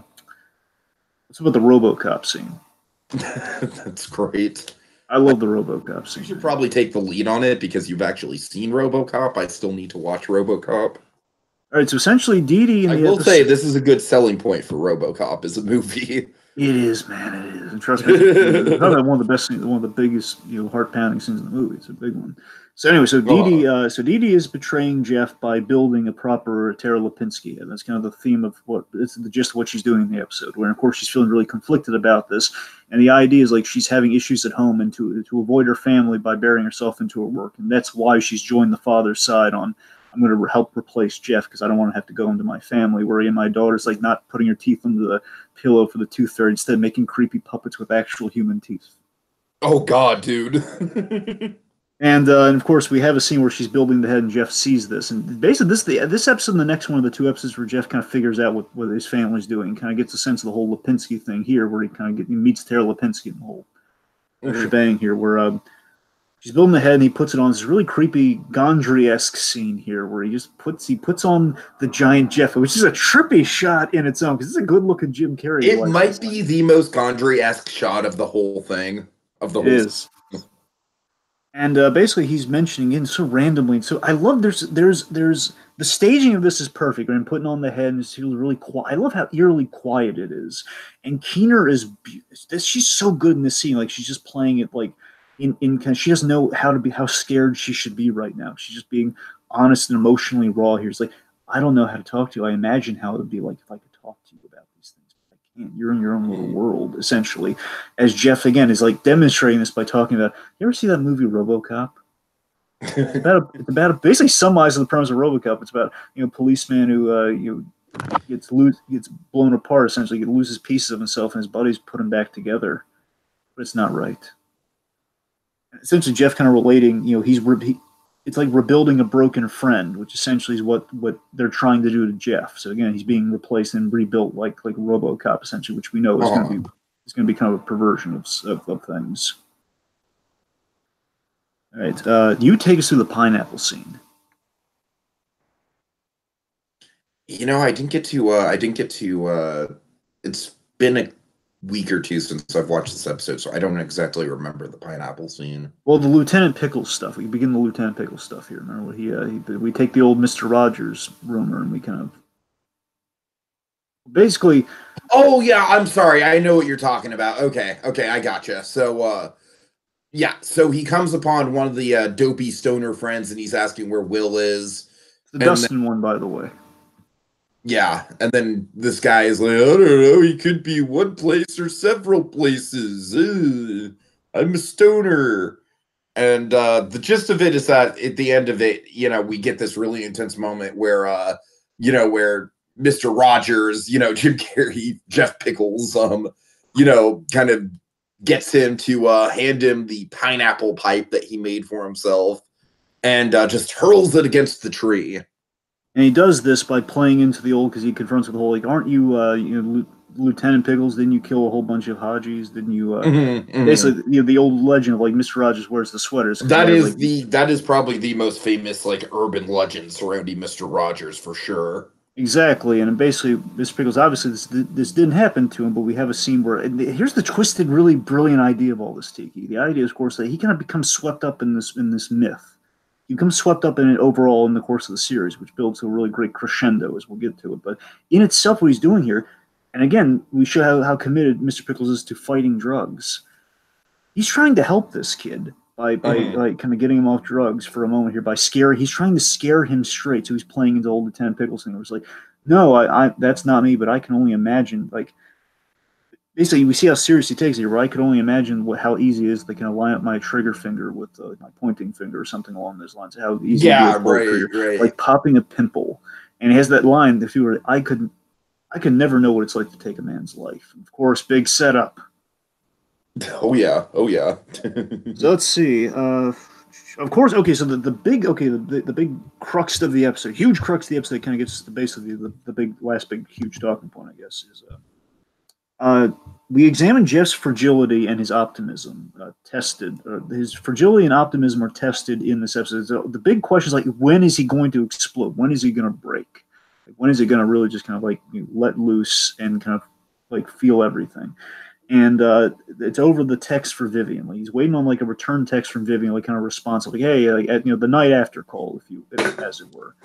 As a text. Every guy who has ever dated any girl has been in this position at least one point in their life, Dragon. Precisely, and Jeff, being the optimist, he's thinking, well, maybe my phone's broken, and of course, as Will points out, maybe her phone's broken. Again, they're really coddling him from the truth here. One of my favorite minor characters, and by the way, I just want to give credit where credit's due, because I love how even the most minor of roles, the actors are committed to it, man. I love the cell phone worker who he's like, Mr. Pickles, you like, I know what's going on. Can I just tell you? And then Will just kind of jumps in like, well, maybe her phone is broken. Yeah. So this ultimately, so again, the question is, like, Jeff's feeling a little paranoid right now, and again, this question of like, will the optimism pay off? Like, are these things, and we tie into a bunch of things that all kind of play out thematically beautifully in a really visual kind of payoff. But the point is, all of this is like a question, like, is Vivian going to text back? Like, will your optimism be rewarded? And Jill confronts him with the realities of the world in her big audition scene. So Judy Greer auditioned with this scene. This is what got her the role, this big scene that she had with Jim Carrey here. So basically, she equates being married to Mr. Pickles like being married to Santa Claus. Like, how do you live? You're always the bad guy when you're married to a sated person. Mm-hmm. That's the idea, and it's like you're the man. And basically, she learned from Will that Jeff pays for the driver, pays like his daughter's college, pays for his medical bills, pays for his garbage pickup, pays for everything. Because again, he has a lot of dough. He pays for the driver's pain and suffering, essentially, of the driver who kind of killed his son. And Jill's very offended by this. And again, like, it's such a noble yet shocking thing to do. And again, like, obviously, that's the fascinating thing about it, because again, he's just so nice. And not for a moment. This is the thing that sells me so much. It's kind of like if someone said to Mr. Rogers, like, man, you got to put some boundaries on this shit. You know what I mean? Essentially, yeah. And the thing that fascinates me about this in Jim Carrey's performance in this scene is that I love that without hesitation, he doesn't get it. Where she says, you paid for the driver and everything. He says, he has a daughter. and he has a bad back. It's like without hesitation, he's just defending the guy. He's like telling him how you're why, and he does it without hesitation. And again, but importantly, I think the reason he does it's for the sake of his kid. The fact that this man has a daughter. I think that's don't get me wrong. I'm sure he would help his fellow man. I think that's the unifying thing. This guy cares about kids, and essentially, it's the husband in denial with this big iconic status that he can't escape. Where again, he can't escape doing these altruistic things, and that's why he's kind of a bad husband to her. Again, he's not a bad husband, but that's why that rift is forming. And then we have the big optimism versus cynicism thing, and Judy Greer kind of should be nominated for an Emmy for with this scene, where she basically loads saying that man is stealing your money. A girl doesn't text you the next day because she doesn't want to see you. Like all these cynical. Teaching Will a magic trick isn't going to get him to stop smoking pot. Again, she's just kind of stomping on his dreams, but again, not doing it to hurt him. She's doing it to help him wake up with the real This is where we get the single tear, right? Yes. So basically, she leaves, and then the single. I guess as it's happening, the single tear falls, and then she leaves to kind of let him stew in it. And he's on the verge of snapping here. Again, the single tear falls, but again, this beautiful. This is the grounded optimism here. The optimism wins out. And earlier, he posed the question to his father, like, "Is Pickle Barrel Fall? Is Pickle Barrel Falls? Aren't you worried that our opening would abdicate children trying to replicate the whole Jeff gets into basically pulls a Niagara Falls. He goes over a waterfall right. with a kind of a parachute, and very imitatable." And he says, "No, we've never had a case of this happening." And of course, Sed may or may not be lying to him with that, because we see a flashback of a kid in the 90s trying this. And again, he gets it, says, "See ya, Mom," and you and I in the audience are thinking, "Oh no, that kid's a goner." But then we have this moment here where we do this all visually. And that kid's more dead than the kid at the beginning of Dead Freight. Exactly. That's where you think it's going. But then, of course, he gets the text from Vivian. And we learn her phone was broken. Literally, her phone was broken. Honestly, Dragon, that to me is almost kind of like an example of magical realism. It's like, that can't be just a coincidence. Yes, we have the text. We see that the driver is in fact not a scam artist. We see him like his daughter helping him up. He actually has a bad back, has a daughter, all that stuff. And importantly, the visual symbol of hope here: the kid makes it over the Pickle Barrel Falls. The kid makes it over the falls in the flashback. Yeah. He didn't die. That's all really ties together in a thematic way. This is exactly what I'm talking about, where each episode kind of has its own identity. You know what I mean? Yes, and of course we go from a child living to the mother who's lost her son. Again, the whole bi-mom of it all is the fact that she's still seeking closure with the bunk beds at the end. So it's a little bi. Right. Okay, episode 5, The New You, which is directed by Gondry yet again. So we have the hockey opening. I'm sorry, we have what? The hockey opening. Young Jeff. Right. Yeah. We tap into Jeff's anger. Jeffrey! Tear that little apart, Jeffrey! And it gets really traumatic, and we have it leads this really angry fight. And I love visually what we do here, where we don't show violence, we do it in a really creepy, more visually memorable way here, where he's punching cardboard cutouts. Remember when Jeff's like punching till his fists are bleeding, he's punching like these cardboard cutouts. It just cuts to them. It's great. It's really creepy. And then, of course, we see the Zamboni going over the bloodstains that still remain. By the way, the bloodstains that still remain. Again, a little dramatic there. So we basically throughout the episode we show Jeff's anger here. Like Jeff is aware that he is angry. We have the restaurant scene earlier on where Jeff buys new shoes for himself. And we have the scene from the shoes point of view, by the way, which is a brilliant directorial choice. That feels like an Eternal Sunshine pool. Sure. Yeah, and he's basically, he's aware of things there. He's on the date with Vivian. Of course, we have the shoe thing where he's breaking. He keeps bumping on the table and says, "Bad effing table." He's just kind of snapping. Again, he acknowledges that he's aware that he has an anger problem. And of course, we see his releases for this anger. Sometimes we have those eerie cuts where we cut away to something bad. It's just he's done something bad here. Where in this case, he meets Tara Lipinski, and then we cut to right after that, where he's wearing bandages over his hands. I love that cut where it's like, oh my god, he was beating into a wall or something just now. We didn't see it. And of course, we have this beautiful scene with this great music choice, by the way, where he's skating in the Rosemary that has the artful music playing as he's skating. Beautifully. Good editing, all that stuff. I'm sorry, take us through some of this. Of course, it ties into the on ice of it all. Yes. Oh my God, yes. Let's see. Let me see. We Uh, get this is going to sound weird. This is kind of like a Shape of Water thing, real quick. But again, with everything having a purpose, we have the date with the shoes, which is, and of course, there's also kind of another foot correlation. There's a lot of foot correlations this season because we have the sock thing yes. where let's just say Jeff has an arrangement with Vivian where basically when they're really happy, they kind of text each other's name, and of course, Jeff Oh boy. uses a sock to. Anyway, so. The point being, there's a shoe and foot correlation to the season, as well as Peter having a thing for feet. So there's a correlation. Anyway, it's not without purpose. Okay. I'm sorry. You were saying. Yeah, we have Jeff basically finding out about Seb's plans and kind of the fallout of that. Yes, and like, you're trying to replace me. He's very upset by it, understandably so. And of course, like, we're not going to replace you unless we have to. We're not going to do animation unless you make us do animation. Mm-hmm. And one of my favorite Sid Pickle bits in this episode is like, he says, you have to reshoot your happy, because he's dating the girl now. He's all happy and go lucky, and he's doing that really great dance. Remember, they just have like the recording of the feet dance. It's like a great. I love that. And he has to do it again because he took off his wedding ring. So again, visually, Jeff cannot change. He is not allowed to change at all, which is unfortunate. Jeff just can't win, and that's thematic to the ending of the episode as well. Here, where he says, "Oh, I know, kiddo. We're really sorry, kiddo. We're really piling it on today." It's a great, loving line, but again, he's just crushing the man's dreams. So, what's your impressions of Tara Lipinski?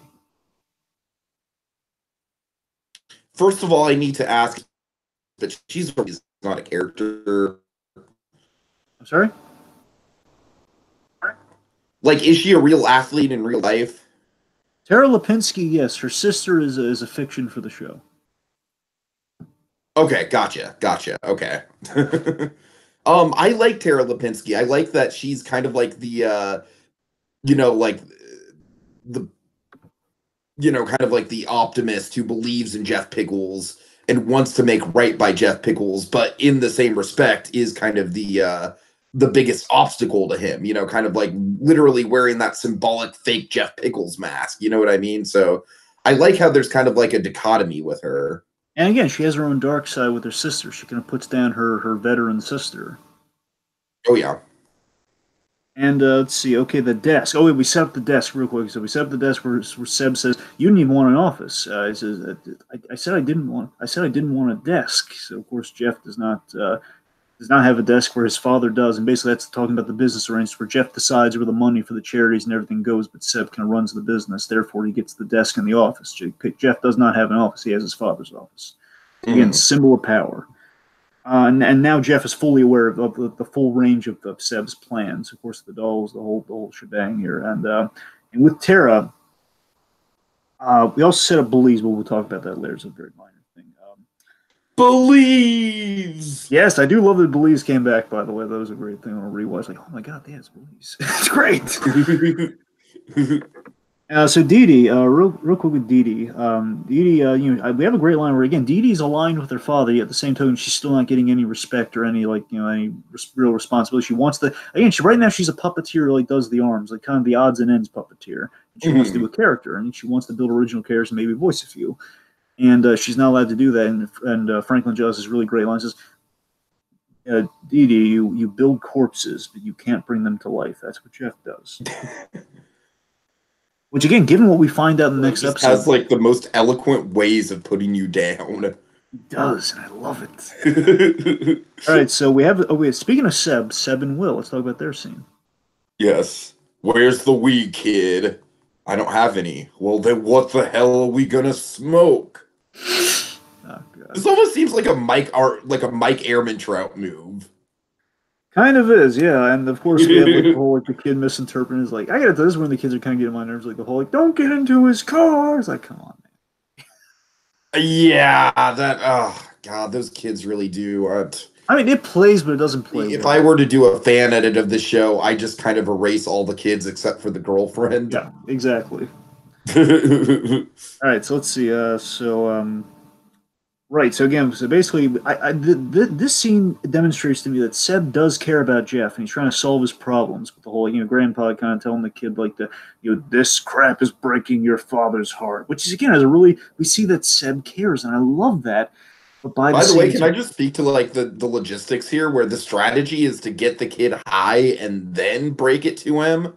And I think that's genius because when you're high, you really do like if someone like is like really stern on you when you're high, let me tell you, Dragon, it has a more amplified effect, right? Like, it might be kind of disappointing when you're sober, but when you're high and someone's pissed off at you, it's just like, oh no, I'm the worst, shittiest person ever.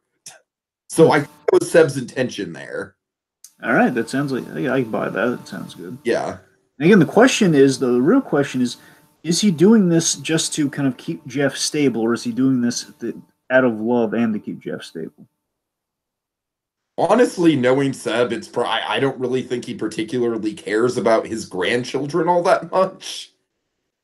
Well, again, it's not about the grandchildren. It's about keep. Is he doing this for Jeff's well being, or doing it for like just personally please his son? I think he's doing it to please his son because pleasing his son will keep the show on the Yeah. road.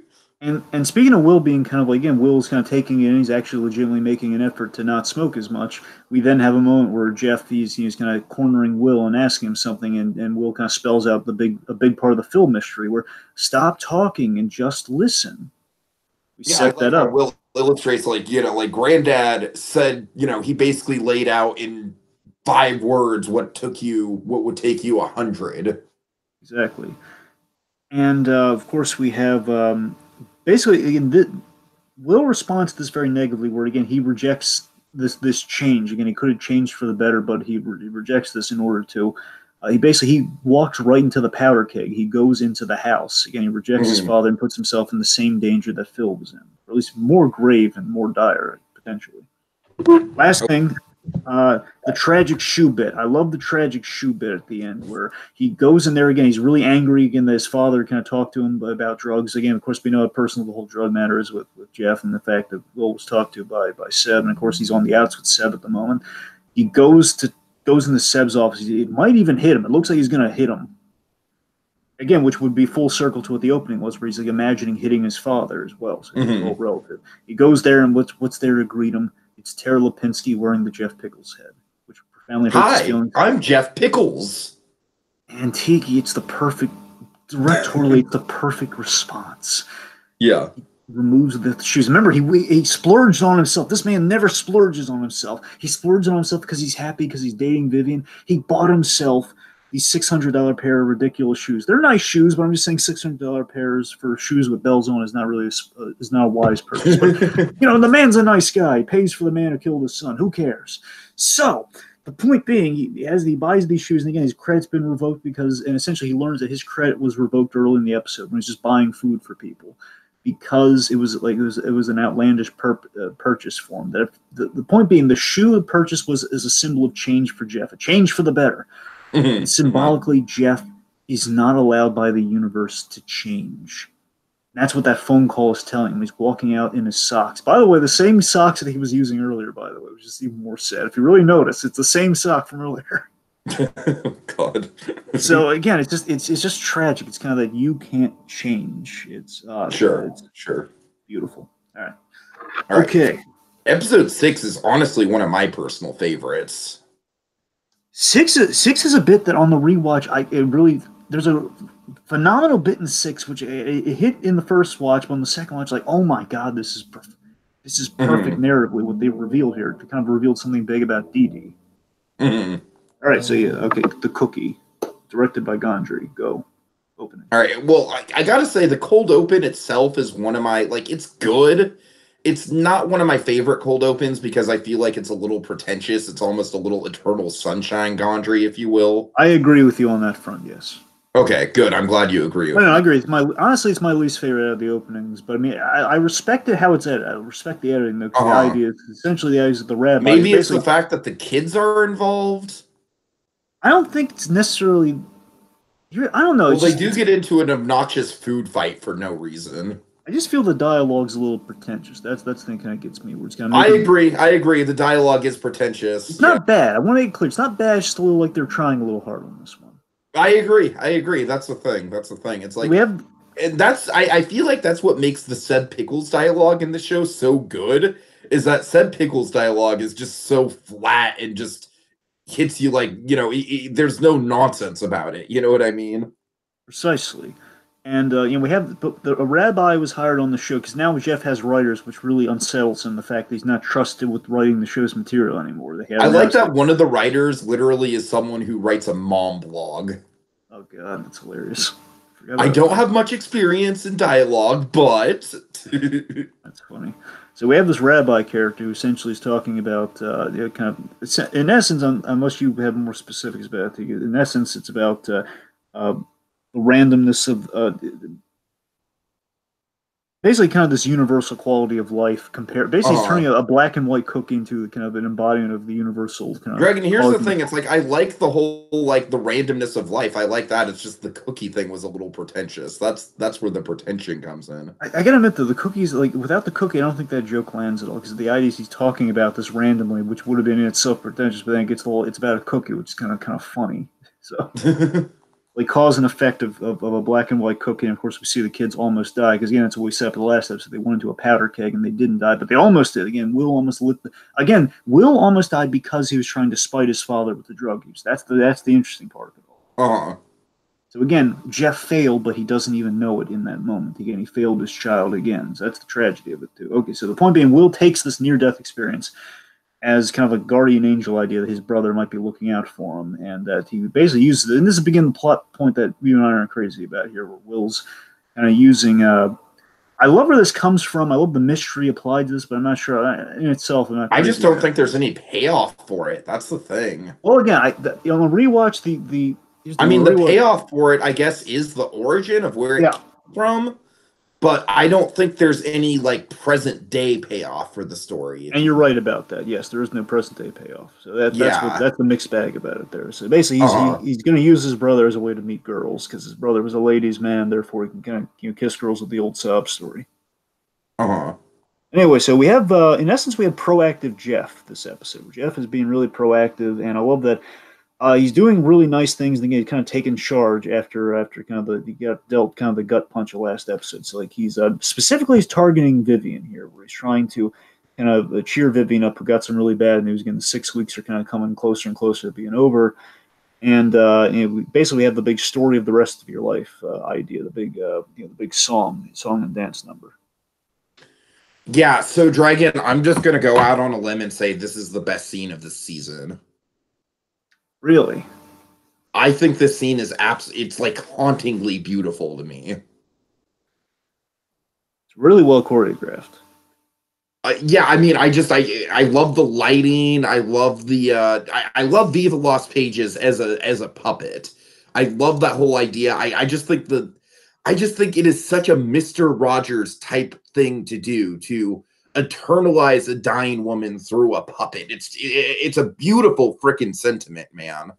And then I love how raw and realistic the scene goes when we're getting Vivian describing the story of the rest of her life, and and Jeff is just like, keep going.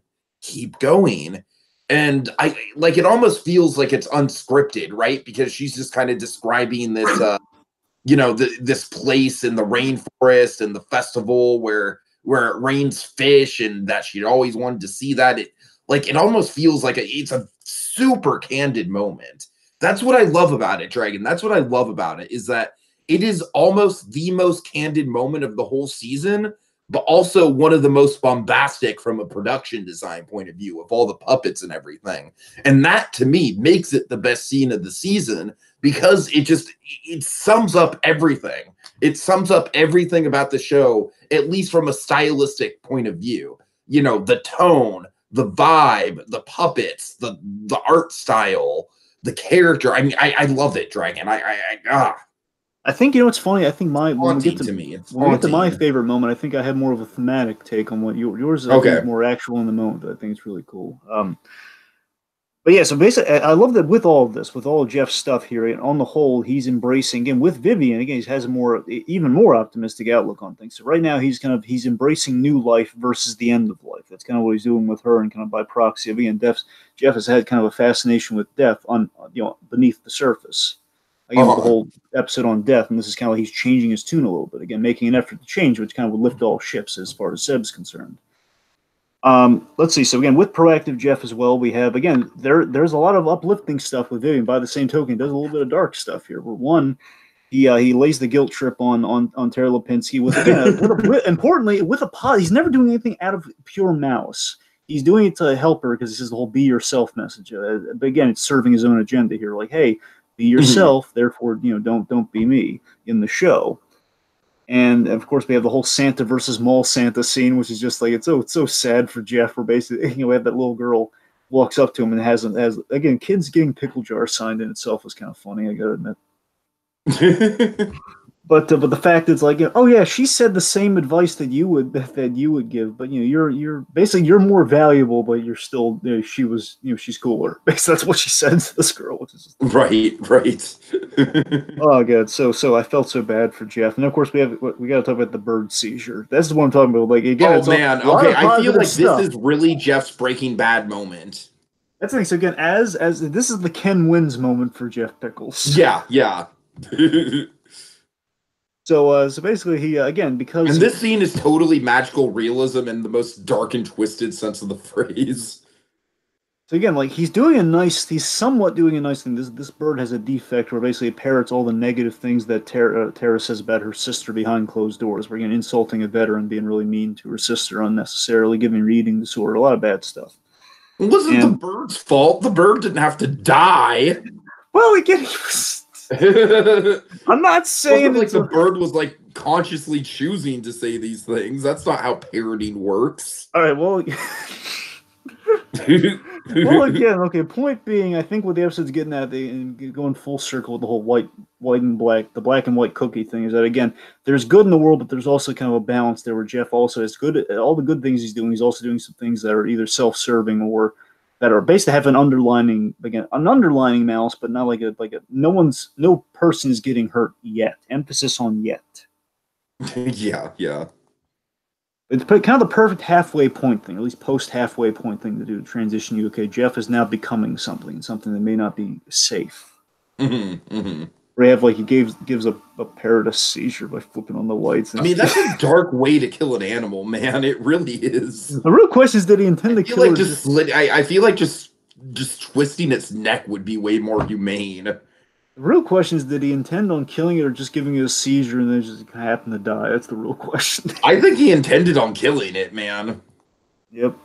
And of course, with the whole Tara and Sarah thing, the way I read it with the episode, getting us to like one of the big revelation of this episode. So we have a parallel to Jeff and Dee Dee with Tara and Sarah. I feel we have the one who's kind of the showman, and the other one who's kind of behind the scenes. And of course, we have a huge flashback to Dee Dee, and this is the big thing I was talking about here. So we have a flashback to Dee Dee inspiring Jeff with puppets. She built the first puppet that Jeff saw. Yeah, it's like I love how this flashback just really, really spells out that Jeff.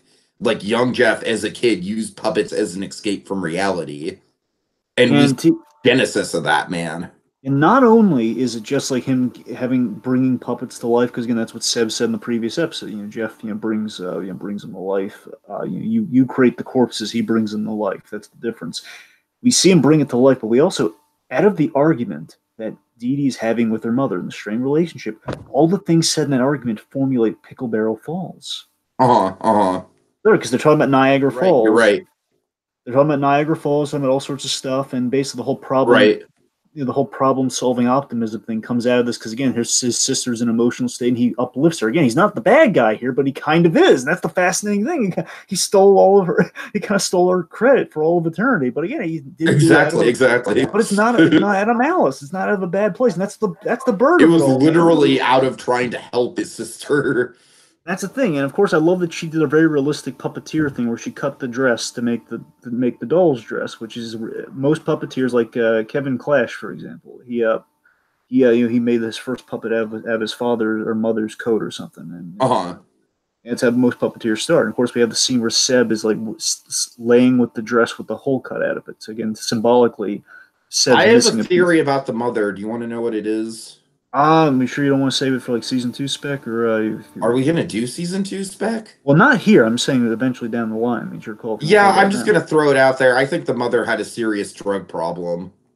Well, we know she kind of most likely left for an affair, but I mean, drug problem's not off the table, so sure. Well, I'm just saying, like, I feel like there's a more deep seated reason behind Jeff's dislike of pot than we've seen. Oh, I didn't think. That's great. I didn't think of that. I like that. Yeah. That's. I feel like season 2, if anything, we're gonna get more about the mother. I'd love to see. I agree with you. And of course, we still have some stuff to mine, but again, Dee Dee. Like, I feel like the mother could be like a BoJack Horseman season 5 thing. You know what I mean? I had some mother spec, but again, mine's. I'll save mine for another time. Okay. Okay. Point being. Okay. So the point. I'm sorry. Being, Was it season 4 or season 5 of BoJack that was the mother season? I think it was season 4. It was 4. It was 4. You're right. Okay. Remember, we have the funeral. Correct myself there. All right. Okay. Let's see. What was I? He puts the parrot in the garbage. I love that he was going to bury the parrot, but then he's like, "Nah, it's raining. I'm just going to put it." Oh god, it's just couldn't even cremate the thing. It's just garbage disposal. I'm trying to think if there's I feel like I'm missing something here. No, we got it. Okay, we're all good. Okay, so again, that was the big thing with DD. Okay, episode 7. This is a really good one. Kinsuki. This, I feel like it might not be like the biggest, like most symbolic, like most plot relevant episode of the season, but honestly, it might be the most entertaining episode. This has a really great ending. Of course, basically correlates into my favorite episode being following this. But again, okay. So here's the thing, T. I love that basically all the directors, with the exception of Gondry, of course, they all directed in their episodes in pairs. Like Gondry did 2, then you get a new guy. Then Gondry does another 2, and then you get a new guy. They did in shifts of 2. And this one has our Better Call Saul director on it. Oh, does it? Yeah, so we have Minky Spiro. Now, I'll remind you, Minky directed 2 really great episodes. She directed Fall, which is an excellent episode. Season 3. She directed Fall, which is the time we were genuinely repelled by Jimmy McGill's actions. and she directed Smoke, the opener for season 4. That's what she directed. Gotcha. So, Minky Spiro is really good. Anyway, so the opening we have here is Pickle Son of Japan. I'm sorry, I don't even know where to start with Pickle-san, man. He's like the most out of place character in the whole show, but in a really awesome way. He is. So we have a passing of the torch between the older Pickle-san. And he's like probably the biggest example of magical realism in the whole series. In a way, yes. And I love that thematically in this opening that again, it's about the passing of a torch between one generation of Pickles and the next. And again, with that, you kind of have what Jeff's going through. He doesn't want to be the next. He doesn't want to pass it down to animation, essentially. And I love, of course, Sad Dushimi cracks me up, by the way. Sad Dushimi is just perfect. this little sad sushi just cracks me up. That is one of my favorite puppets in the thing. Like, out of like the main thematic puppets, that's my favorite, along with the peanut butter and jelly ones. Those are my favorites. Let's see. Okay, so then importantly, we introduced the whole. He's gifted with a Kintsugi head. He's given the Kintsugi head. Now, Kintsugi used to talk about. Kintsugi is a really great thematic and visual idea, where Kintsugi is the practice of you make a statue by breaking it apart. You break something and bond and glue it together with gold. You melt gold to kind of fuse the cracks, and the eyes you get stronger by being broken, which of course has a huge correlation to Jeff and a beautiful visual at the end of this. Okay, we'll build there though. So we go to LA. We go to LA for the VO for the voiceover for the doll. This is probably the closest that Jeff and Will get throughout the season. Is this trip? Yes, and again, like they're on the same page. They're having the edible arrangements. Things are going great for them, and it's very fleeting.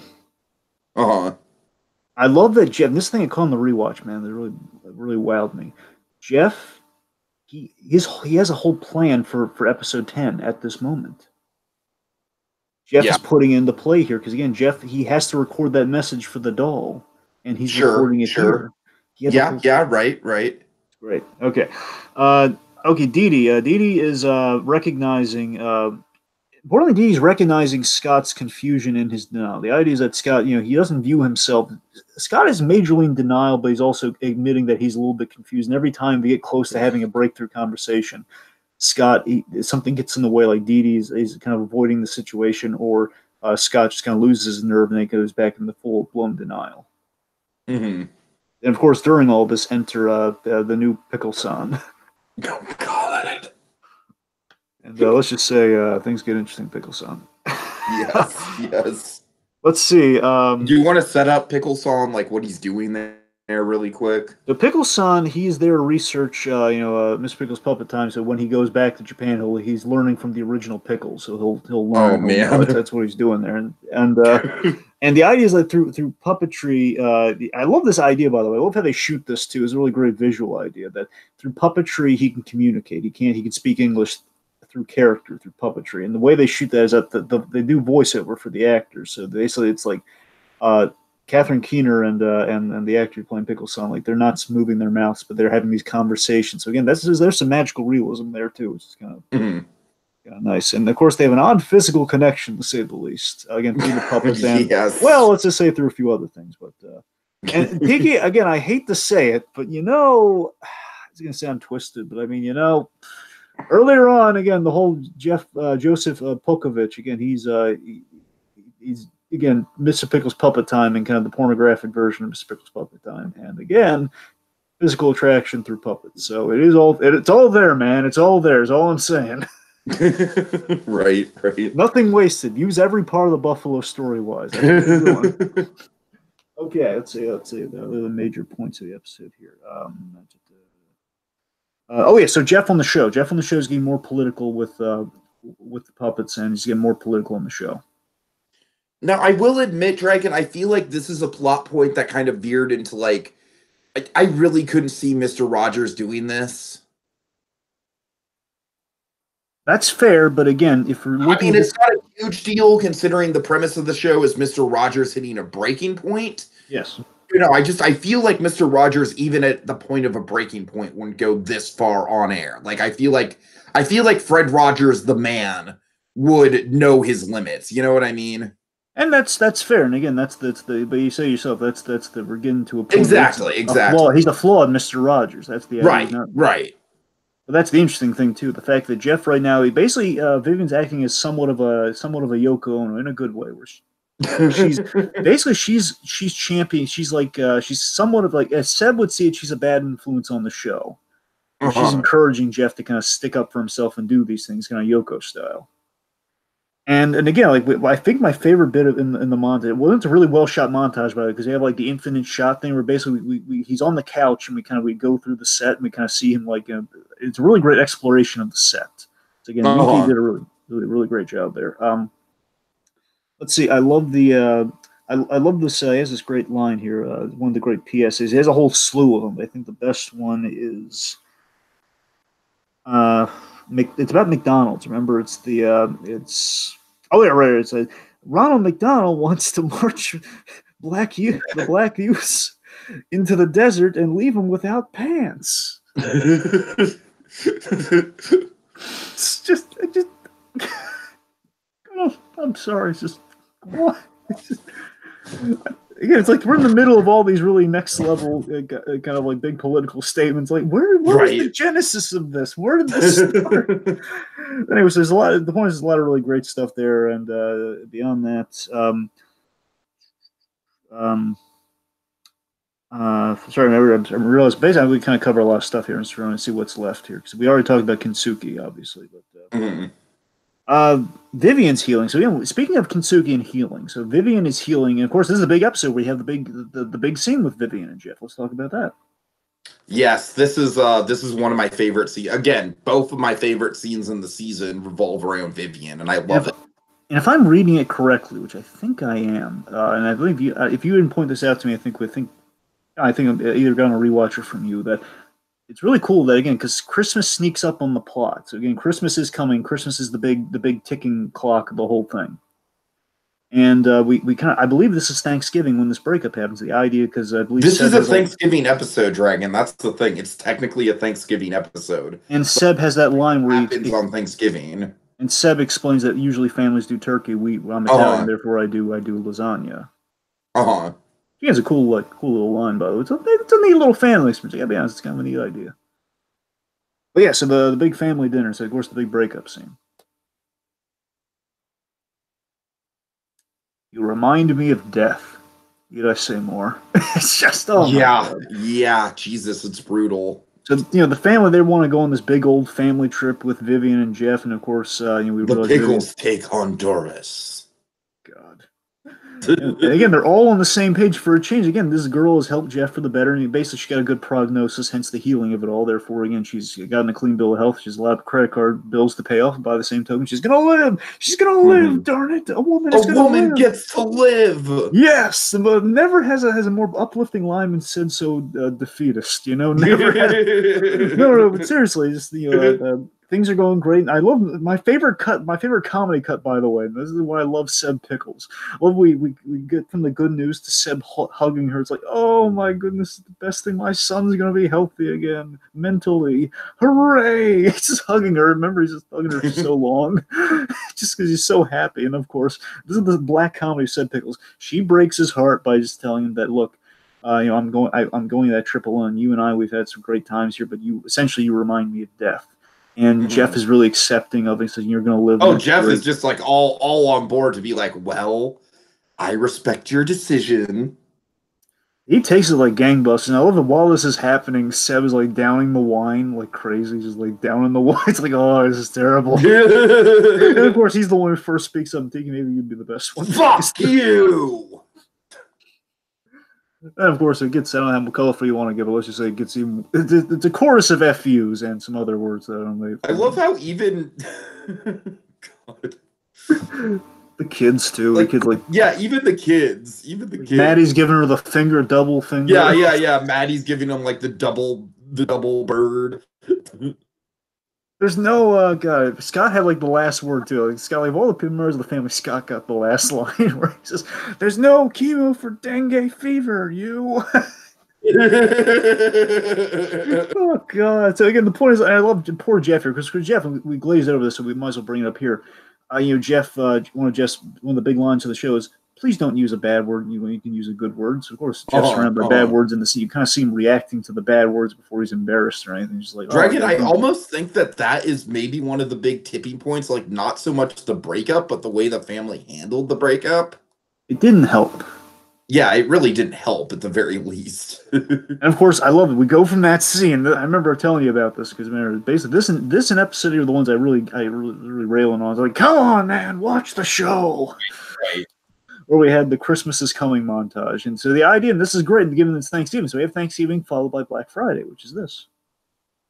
Which again is kind of like, I feel like nowadays, like Black Friday is getting more and more associated with Thanksgiving. So I don't know, Dragon, next year for Thanksgiving or this year for Thanksgiving, this might be one of the things that we might want to look into covering.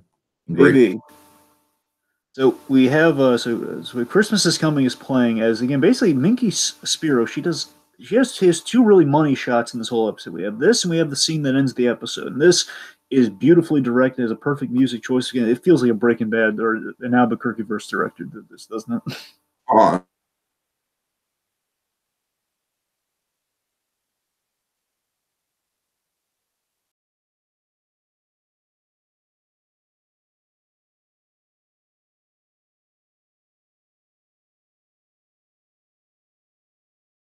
That's the tone of the show here. Again, it's uplifting, but at the same time, really screwed up. Mm-hmm. All right, so then we had the big ending. We have this really heartbreaking scene where Jeff is about a woman is going to live, but he has to introduce Viva Las Pages after she ripped his heart out, essentially, and has to add her to the show and give him points. He adds her to the show. From what we can tell, she's added to the show. He's not because again, it's a miracle that the woman's going to live. And then the ending. Okay, the ending. We get to Jeff's low point. Jeff hits a low point. Jeff's low point is where he pays off her credit card. It's showing how nice a guy he is. He pays off all of her credit card debts, which is ill-advised by his financial or credit card person over the phone. And then we just have a moment here where he's holding the phone, he hangs up, and then of course we drown out all the sound, basically all of his audio. And this is Mickey Spiro special here, folks. He flips over the desk. The first thing he does, the symbol of power, the symbol of order and power in the Mr. Pickles puppet time. He flips over the desk. He's working out the drawers. He's tearing this place apart. And again, it's great. And again, he just shouts in the chair. He's doing all this great stuff. And of course, the big thing, the big moment. I know you love this shot. He does the kintsugi on the plasma screen. Remember? Oh yeah. He grabs like a lamp. I love he takes a pause looking at himself. He had the disdain he has for himself. He just crashes it right in the face, and they have the gold plasma basically looking exactly like Kintsugi. It's symbolic, darn it. And then, of course, we have a shot that leads into my favorite episode. We have Darrell. Yeah, Darrell, go ahead. Darrell walks in, and we just have him looking at. We have no idea what's going through this guy's mind. All right, Joe Dragon, I just want to point out we have about a half hour left. So if you want to go forward, then by all means, let's do it. Having said that, I kind of worry that episode 8 in itself is going to take a half hour, and then we might have to rush through episode 9 and 10. So if you wanted break, now would be the time to do it. And then technically we could do a wrap-up podcast after this. Well, I mean... It's your call. Like I said, I'm sure we have time to cover episode 8 in depth. It's just I worry that episodes 9 and 10 are going to get the short end of the stick. Man, I mean, I kind of want to go for it, but it's I don't know. It's your call. Yeah. Let's do it all at once. Let's just be really good about it. Let's do it. Okay. I'll keep it brief but thorough. Okay, so episode 8, Philium. Of course, mixing Phil and William, directed again by Mickey Spiro. This is my favorite episode. I won't love that title, by the way. Yes, I won't gush about it over. Let's just say we have the opening here. The opening is we have basically all these secret chef TV dinners, which is kind of the Mr. Pickles kind of themed TV dinners that are bought. Things which have been running like throughout the whole show. Yes, and of course. I mean, there's I love all the surprises. They're not like chocolates or snacks or healthy surprises within it. Really hilarious. So a guy buys 11 of them, and we reveal it's a prison guard buying 11. I love just how somber this grocery store scene is. It's like this guy is so stone faced. The cashier is trying to make casual conversation. She's like, "Where's the party?" And the guy just doesn't respond. Of course, it's revealed to be the last meal for Darrell's. We're going to learn it's Darrell's father, who's on death row, and of course, last meal. So, in essence, this episode, on the whole, this episode is a flashback episode. Its entirety. So again, we hit the big breaking point. They hit Jeff's big low point of the season. Then we have this flashback that kind of fills in the blanks. And I thought strategically, narratively, for the whole season, that was a brilliant move. It pieces together. It's a huge piece of the Phil puzzle. It's pretty much everything we need. I think this may solve all the Phil puzzle pieces. I'm pretty sure this episode does all the Phil puzzle pieces. So this is a big one. And again, it explains and sets up Jeff's arc, and basically retroactively explains okay, this is why Jeff's doing what he's doing, and of course fuels what he's going to be doing for us. So this episode's hugely important. It's awesome. Sure. So basically, Jeff has a death row pen pal who is Darrell's father. I believe it's Joe. So he has briefly set up Darrell, because I feel like we kind of should have put a pin in that in episode 1. Yeah, you're right, because that's the thing. Darrell was just there, but Darrell has just kind of been this seemingly just kind of nice, kind of casual, unassuming man who's been kind of hanging around. This kind of young man hanging around. Looks like a grip or something. He's kind of an average guy. Just kind of hanging around like Seb he held hey, I think Thump's broken. Thank you, doctor. That's pretty much all the moments we got with him. But he's kind of Seb's right-hand man. We have a really good bit with him and Jeff in episode 1 where he gives him Danny Trejo's autograph, something like, "Dear Darrell, what is it? Don't rough up the sluts," or something like that. Yeah, it's something. It's something it's kind of like a kind of a tough guy cool thing of hey, "Dear Danny Trejo." Oh, thanks, Mr. P. And then Dragon, honestly, one of the big laugh out loud moments. This show doesn't have a ton of comedy in it, but I crack up every time I rewatch the pilot, and Jeff does the fist bump with Darrell, and Jeff's like, "Every time I do that, I feel like I'm hitting you." You're really not. Darrell is just he's probably been through this 1,000 times. "You're not." You're not. It's fine. Yeah, you're right. But the point is, Darrell's just had this really interesting. Again, it's really he has a good rapport with him, and again, importantly, he's always there by Seb's side, even working against Jeff, but again, working for Jeff. And again, without question, he's been a loyal kind of loyal guy in the background. Of course, we fully explain what the deal with Darrell is. Again, this is a great mystery. It's a mystery we weren't even looking for, man. Exactly. Okay, so okay, go through the episode here. The point is, Jeff has a death row pen pal, which again we know Mr. Rogers did things with guys in prison. You know, he would visit. I don't know if they were on death row, but I know he visited prisons and talked to prisoners. So this is a really cool idea, and of course the letters, because he has a drawer for the pen pals and a drawer for the lady pals. Of course, it's in the desk, man. The desk holds all secrets.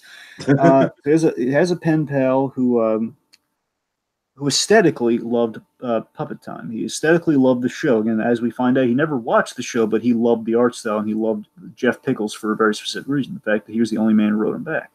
And the man was an aspiring artist. So essentially, what happened is this guy went to Wendy's, and they didn't round the corners on a sandwich. I guess they didn't cut they basically didn't make it circular, right? Yeah, have you ever been to Wendy's Dragon? Their hamburgers are literally square. Really? They're square? Yeah. Oh, I didn't know that. Like the bun, the patties, everything, they're literally square. More McDonald's than Wendy's, so forgive me, folks. Fair enough.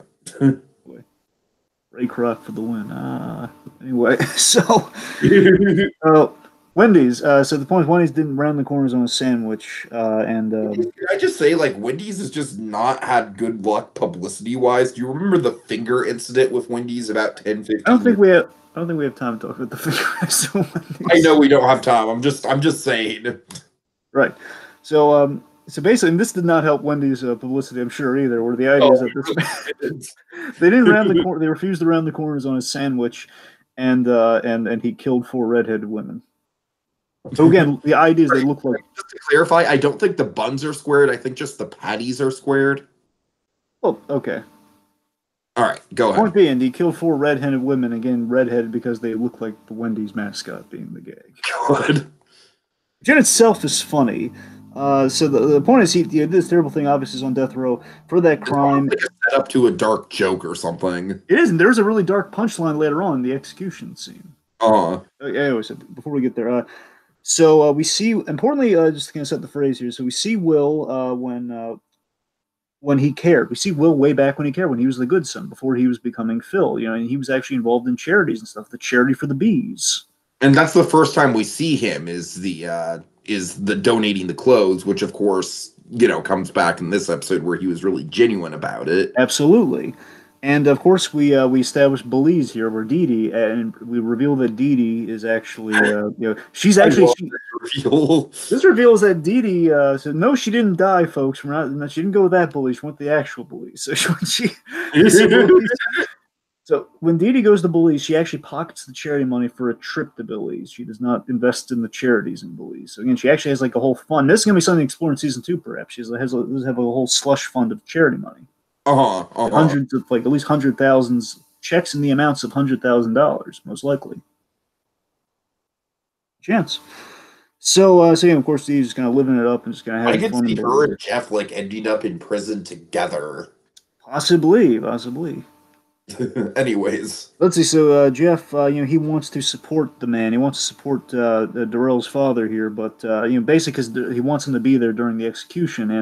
And this is really fascinating. That the dilemma is that this man, he is a killer, but again, it's the right thing to do. He should be there, and again, that's the right thing to do. He's your pen pal, and this man needs somebody. And of course, he's Jeff frickin' Pickles. Of course, he's going to be there. However, very interestingly, he's listening to his family, and importantly, his father. And this is at a family dinner like the one we just saw in episode 7. They're at a big family dinner, the big family event, and Jeff is listening to his father and Jill here initially. Where maybe we should just do a nice dinner for him instead, and maybe we shouldn't do a nice dinner for him. We won't, I won't go to the execution. That way, we'll do something for him. And importantly, I love this dude. I love that Jeff, he really signed that he listened to the advisement, but mainly he didn't do it because he didn't want to make the whole event about him. And that's a really respectable gesture. I love that. So Darrell and himself. So Darrell told, basically Darrell is being told by everybody. So they have an optimism plot here with Darrell. So Darrell is being told by his mother and his sister that, look, Jeff Pickles doesn't care. He doesn't care about your circumstance. Even if you explain why this would mean a lot to your father, he won't care. So again, we see that ultimately his optimism is rewarded in a really sweet way here, where we have the big. Before we get to that reward, we have the big Chinese restaurant scene. We got to talk about that. That's the big piece of the will to the Phil puzzle. Oh yeah. So Jeff, we see him favor Will, and overall we see him like favoring Will, and he's given they're having chocolate milk together, and he gives him the $100,000 check for a charity that he would name, and Phil gets in trouble at school, and what does Jeff do? He gives him a book instead of talking to the kid and listening to the kid. He gives him the book that's going to come out next year, which is the year we're in right now.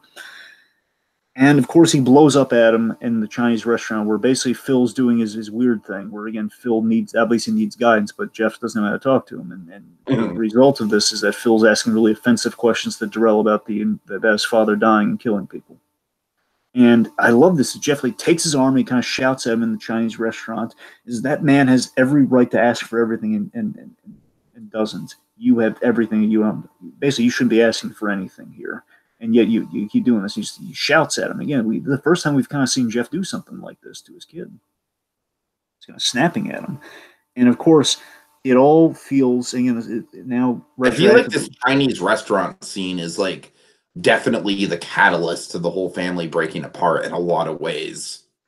Absolutely, and again, we all see now. We see where Jeff's fear begins here. All the fear over Will stems from his failure as a parent right now. Mm-hmm. Feels he failed in this moment as a parent, and even Jill. Let's be honest. I mean, he really did. It's like giving him the book instead of truly talking to him. Honestly, the $100,000 thing is something that I could tell you. I would be super offended about that. Well, I mean, he didn't know about the $100,000. I was using that example. He didn't know about that, but sure. Phil? Yeah, Phil didn't know about the $100,000. I'm pretty sure he overheard a conversation about it at some point. I'll take your word on that. I'm not sure, but I'll take your word on it. It sounds right. I'm pretty sure it was when Dee Dee was talking to Jeff about it. Okay, I'll take. Oh yeah, you're right. Yeah. Sorry, yeah, you're absolutely right. Yeah, so you're right. That it does make it worse. Yeah. Jeff has made some bad lateral decisions. I mean, it's I understand giving Will a little bit of money for charity, but $100,000 is extreme. And again, that's the persona kind of intruding on the personal life there. Exactly. And of course, we have the origin of the fortune cookie, where again, importantly, he rips up the book and puts the numbers inside the book in there. So again, it's also kind of him defacing what his father loves. Basically he's using the symbol of what his father failed to do for him with that book, and he kind of desecrated it and put something that interested him. That importantly, and this is great, that Seb inspired. Remember, Seb gave him the fortune cookie idea. That's where he got the idea from. And again, he's kind of going to Seb's side before he's going to Jeff's side on that. So that's really interesting. Sure. Let's see. Okay, we set up the whole Picklebarrel Falls map with his father, with Darrell's father. All the letters that Jeff sent back to him. It was a really an uplifting thing because all those letters had Picklebarrel Falls drawings on the back. That made a map of Picklebarrel Falls in the back, which was really sweet. And that's a really great visual image. Mm-hmm. So the big parallel we have. So we have overall in the episode, we have a parallel to Jeff and Darrell's father, both being characters who have snapped, and Darrell being the character that witnessed this happen. Darrell is afraid of seeing Jeff lose it like his father did. And basically, he's kind of there to pick up the pieces where he wasn't there for his father. And he's just kind of there answering for what his father's done, which is unfortunate. And of course, to me, the last two big moments we have to talk about is the fly. We set up a scene between Joe and Darrell's father. Darrell and Joe have this conversation before Joe's being put down, and it's why Jeff Pickles, and why Jeff Pickles, and he says, I wrote the three people, and Jeff Pickles is the only person who wrote me back, and he has a tattoo of the wide-eye fly on his right on his vein of the arm.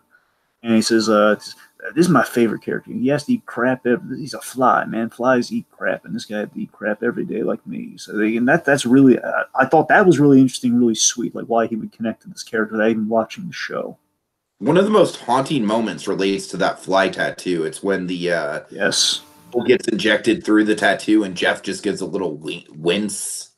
Oh man! Sorry, this episode, man. It's the execution scene is so harrowing because one, we had a little bit of dark comedy with all the women in the front row. Their friends of the family. They all have red hair. Like and so again, Jeff does the right thing, and he shows up at the execution. And now Tiki, people can see they see the people in the other room. It's not a two-way mirror type deal, right? I'm pretty sure it is I'm not sure, Dragon. I'm not the person to ask about that. I've never seen a death row. I've never been to a death row lethal injection before. Oddly, that's not something on my itinerary. Okay, point being, it plays at its best if you can actually see Jeff in the room. That's what I'm getting at there. Sure. But again, because he's told that Jeff may or may not show up, and again, Jeff ultimately does show up. And we have the reflection shot that you like, where we see Jeff kind of look. Jeff's face is on the glass. Where again, the microphone's broken, therefore we can't. I love that shot with the glass. I love the reflection in both of their faces growing from fear to content. Yes, and also like we have the idea that Jeff couldn't hear his last words, but sound like I can't wait, which of course refers to Pickleberry Falls being heaven, which also relates to the end of the season. So, so importantly. Again, you're right. The IV with the fly, man. It's just like in him being injected through that, and then Jeff's wince, man. It just got me so. It's like I love Jim Carey plays best reaction in that scene, where he's just looking in utter it's the optimism being shattered. He's realizing, the emotional resonance. Like he's being touched and horrified by, my character is on his arm. And it's being kind of violated in a symbol of death and Mr. Pickles. And of course, the ending. This is the thing that broke me, man. This is a moment that maybe I had to rewatch the episode. I was legitimately crying at the end of this episode the first time I watched it. Where Jeff again, we link up with the end of the last episode where Darrell offers that helping hand. This to me is the moment that you raised earlier on with the song. See, this to me, that extended hand, the Jeff helping him. That is the show to me. That moment is the show. Where again, it's grounded optimism where Jeff is at his lowest point, this lowest breakdown. And again, the symbol of what his father's death, he wears on his arm as a badge.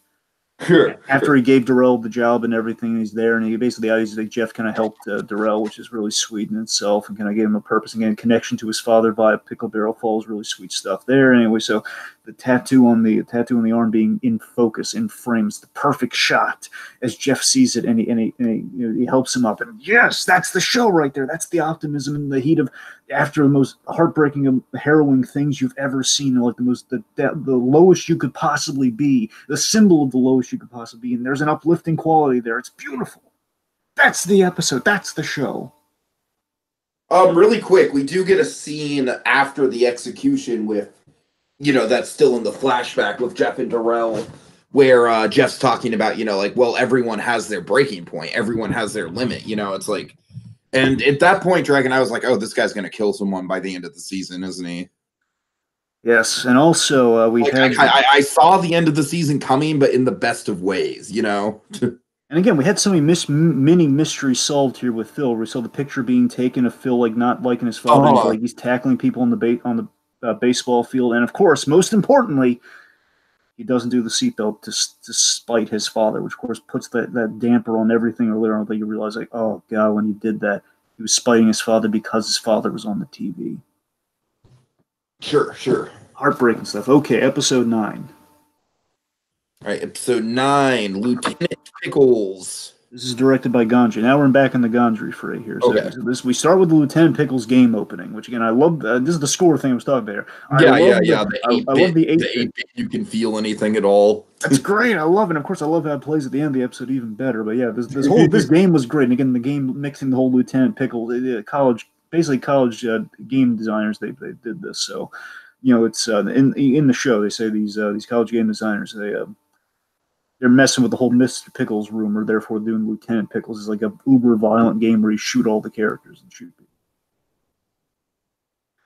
So we play a lot with Jeff's mental state this episode. We have and this is Gondry going for this is full blown Gondry this episode. Oh yeah. This is Eternal Sunshine done better. Which overall I call the show Eternal Sunshine done better, but anyway. We have all these great bits where he's getting calls from all the possibly by all the Czech. And I love how we don't really know ever if it's in his mind or if it's actually going on. Yeah, like some things more than others. Like obviously the restaurant that's in his head, but I mean stuff like all the phone calls though, being called by Jeff uh, Pokovich, and he's Because we do know that these Russian Jeff soundalikes exist, and we do know that as far as we know, Jeff doesn't know about the soundalikes. well, that's he does. He's never met them, but he knows that he doesn't know that they're going to be like from Czechoslovakia. But again, like he wouldn't know what these voices sound like. But no, they are. They are. So yeah, you're right. That's the otherworldly thing. Like oh boy. Uh-huh. And of course, he's and basically the theme of this episode, and what kind of Seb confronts him with one of the great lines of the season. Basically, one of the great Dave Holston kind of had this perfectly distilled into a line. This is what the show is to him. It's his father says, "I think you're having a breakdown, a nervous breakdown." He says, "I'm not having a breakdown. I'm having a breakthrough." That's the line of the show. That's what Dave Holston kind of likens the whole arc of the first season to. The man's having a breakthrough, which is a great, that's what he's doing. So let's see. So Jeff, again, basically in doing this again, Jeff's really off kilter and something's really off. And also, I love these are the little touches I love in the season, man. Where Jeff's doing these things that kind of fill Seb with fear. Where Jeff is, he's asking what game. And he finds the game on his phone. Jeff updates his phone. By the way, Jeff had the flip phone, like I have. Now Jeff has the smartphone to play the game on, because he enjoyed playing it so much. And again, he eerily takes to this game. He's not offended by it at all, like the Lieutenant Pickle scene from earlier. And Seb is off. Okay, now Mr. Rogers would just be horrified at this shit, right? He would, yeah, of course. And that's the thing. That's the boys were getting further and further away from Mr. Rogers, despite the fact we have a huge Mr. Rogers. Right, yeah. So Jeff's drawn to the game and unleashing kind of the violence and anger and finding a new outlet. Of course, he can't go skating because he did that with Vivian. So now he has a new outlet, which is this game. And of course, when he loses that outlet, something bad happens. Uh-huh. Of course, Seb realizes the Christmas tree lighting ceremony is coming up, which is very bad. He's trying to get many words. Seb is like, "Oh man, we're at the final. We're almost towards the season finale already." Yeah. We have let's talk about this. The chicken bit is weird. Okay, that's the thing with the kid. It might be my least favorite scene of the series. I'm with you there. The chicken scene just really randomly. Why chickens? Like, why? Okay, and let's talk about this girl character, right? Like, I really don't get the arc with her where we have that really sweet moment in episode 2, but then it feels like they just kind of like drift apart, and then so Will's like wanting to impress her with the chickens, and I guess the chickens don't work, even though she's kind of laughing at it in the moment. No, Tiga, that's not what happened. Okay, tell me. Okay, it's very simple. Just he was they were hitting it off, and then he did that thing he did the fortune cookie thing episodes ago, and that hurt her feelings because he's just using his brother to kiss girls. Oh, right. Well, I don't punched him. Remember, she punched him at the end. Why he went for the fortune cookies when he had a perfectly good relationship with this girl already in the works. Well, it's young. It's the follies of youth. That's kind of what that is. I guess. Anyway. But I'm not saying it makes sense. I'm just telling you what happened. Yeah. Anyway, so then basically he's winning her back with this gesture. That's the idea. So, it's weird. I do love Jeff just kind of having this really great conversation with the principal, where essentially, again, only Jeff Pickles, again, he bargains to punish the kid versus bargaining, because the kid gets a pass, or like, I'm not going to suspend him or anything, it's a warning, but says, no, you should suspend him, and he gives this really beautiful Mr. Rogers-esque speech about the things we do for our children, how Jill hasn't kind of put it to bed, and she feels better by the end of the scene. It's really... Yeah, this is one of my favorite Jill scenes as well, because I love the whole idea where Jill's defending Will's right to be an asshole, but only because it's her way of coping with the loss of Phil, because when Will is in asshole mode, it reminds her of Phil. So there's a lot of psychological subtext. And it's also stemming a little bit from Jeff's self-repression, a little bit of that too. So, but yeah, okay, so let's talk about the big visual scene, the Chinese restaurant pancake place. So basically, it's unclear what's reality at this point, but the idea is that this place either looks remarkably similar or is actually what it seems to be, that the Chinese restaurant from episode 8 was transformed over, like in a year, went out of business, I guess, and was turned into this pancake place that they just kind of... That's what I took it as. Like, at the very least, I think that part of it is real. Yeah, I think that too, and I think that's more interesting too. Like, the question is, like, are the menus fake though? That's the thing, because the menus, like, wouldn't they have new menus completely, or would they just like paste over them? I don't know. It's weird. I mean, if they were like really short on budget, they might paste over them. It's a fair point, but the point being, so it's the same place in Jeff's flashback to his huge failure with Phil, and of course he's with Will now. Of course, a doppelganger, and it's messing with his mind. We have that great spinning table shot where like things are again. He's just snapping out of it, he's hitting the table and everything. It's Jeff. Jeff is now losing his mental faculties right now. Like things are going crazy for him. So again, he's covering his pain and pretending it's healed. That's kind of thematically what's going on there. Covering the failure. Again, the failure is being covered by the Mr. Pickle side of things, which is kind of visually being distilled to us in the scene, and kind of spelling out where episode 10 is going at the start of it. But we're almost there. All right. Let's see. What the big? I'm trying to think what the next big.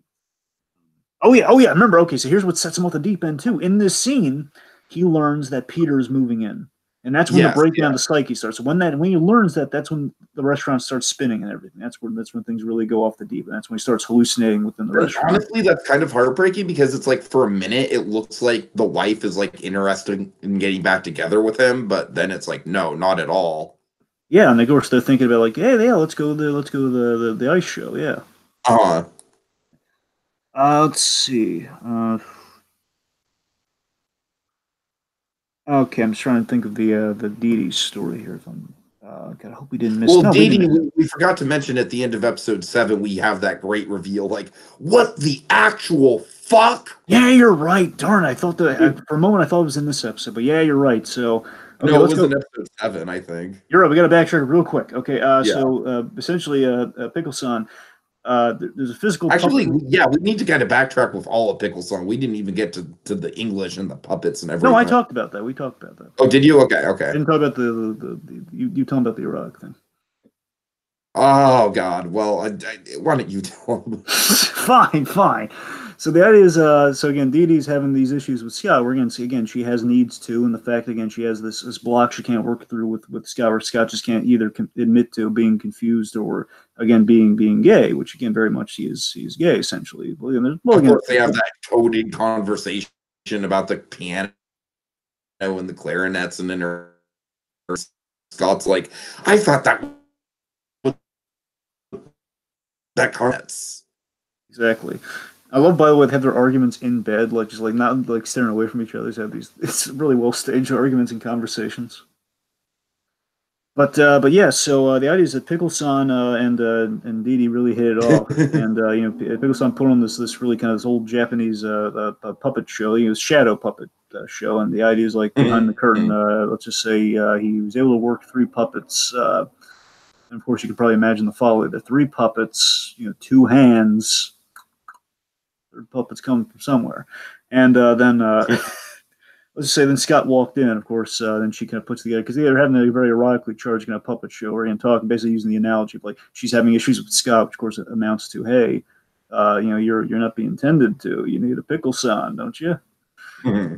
And Scott walks in at that moment, and she didn't fully know what was going on, but she was definitely interested. And again, she has a physical attraction to Pickle-san, which was a little wrong because he's basically a version of her brother in Japanese, which is kind of weird. Right. You want to get all the Freudian things of it. Anyway, getting back to here. Titles. Absolutely. So again, here I guess so Dee Dee and Scott here, the base of the payoff here, they have the bed conversation that they kind of started. They're flirting with the idea of divorce. And then essentially this evolves to her. She essentially violates Pickle-san. I don't know how else to put it. She violates the man. You hear him saying, stop. And he's pleading in Japanese to the English, like, stop, please. But I love it. It's not as creepy. I don't know. It's not right, but I love the fact she's like, oh, I thought we were both enjoying that. I just love how like hurt she is, and then it's a sad moment too. She says, oh, I think I wrote. She tries talking about the puppets again. It's like, well, I love that whole idea that the sex like ruined the magical realism of the puppets dragon. That's one of my favorite bits of magical realism in the whole series. And it's also a little bit of a foreshadow against the animation of like you don't want to mix those things, All right. Okay. So I think the last thing would be there's the Tara Lipinski of it all. Okay. Oh, God. I looked away. The Brian is basically Jeff. He talked to his father about getting his pickle pals, like the sick kids who want to see the show, and one of them is Brian. And Brian's like, I love Tara Lipinski. If I look away, she'll fall. Well, you better not look away then. Of course, you better not take your eyes off her.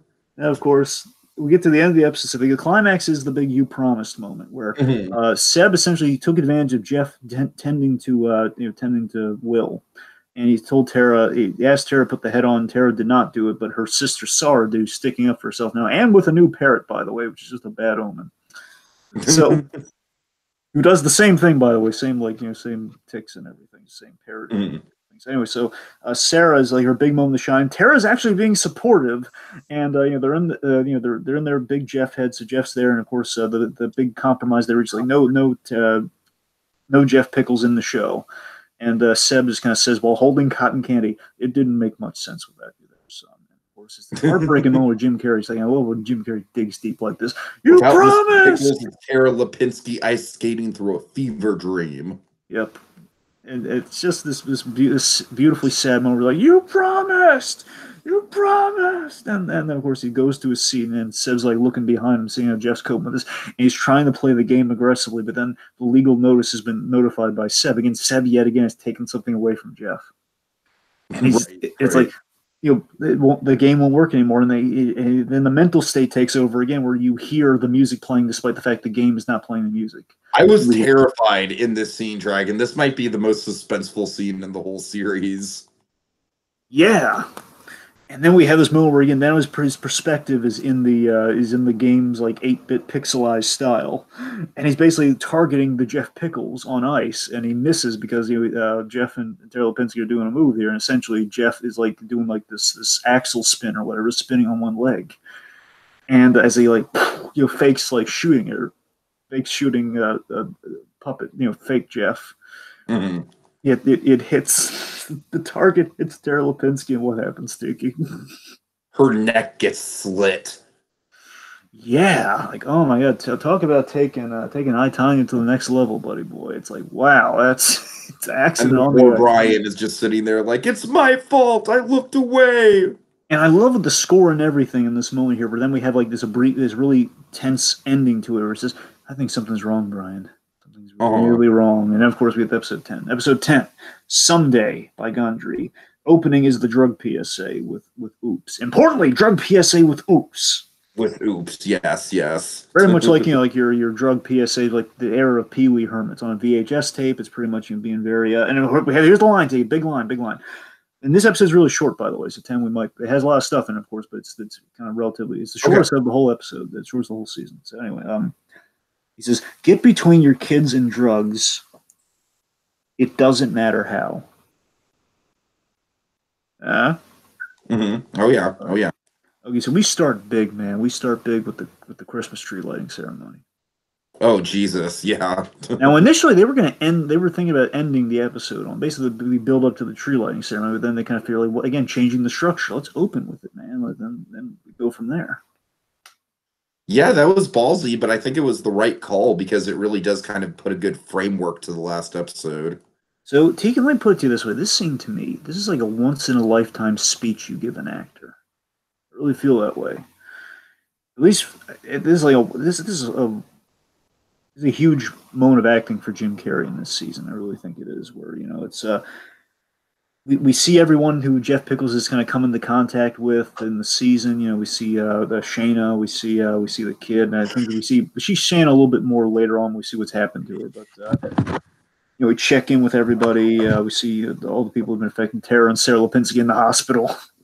Again, the fact that Tara actually lives through that accident is kind of a big nitpick for me.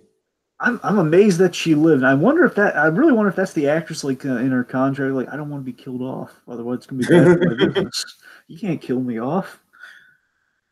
I wonder. Okay, anyway, so we have this opening, kind of the opening and all openings here with this great build to it, just this amazing build to it, where essentially we couldn't do this speech justice, man. I'm just going to give you. We really couldn't. Essentially, this is Seb's big fear. Like, how is Jeff going to attend to this? Because last year he held it together, but this year, of course, obviously after all the stuff's happened, especially the Tara Lipinski affair, this is probably not go well. And importantly, we're going full circle here, folks. Everything pays off in this episode.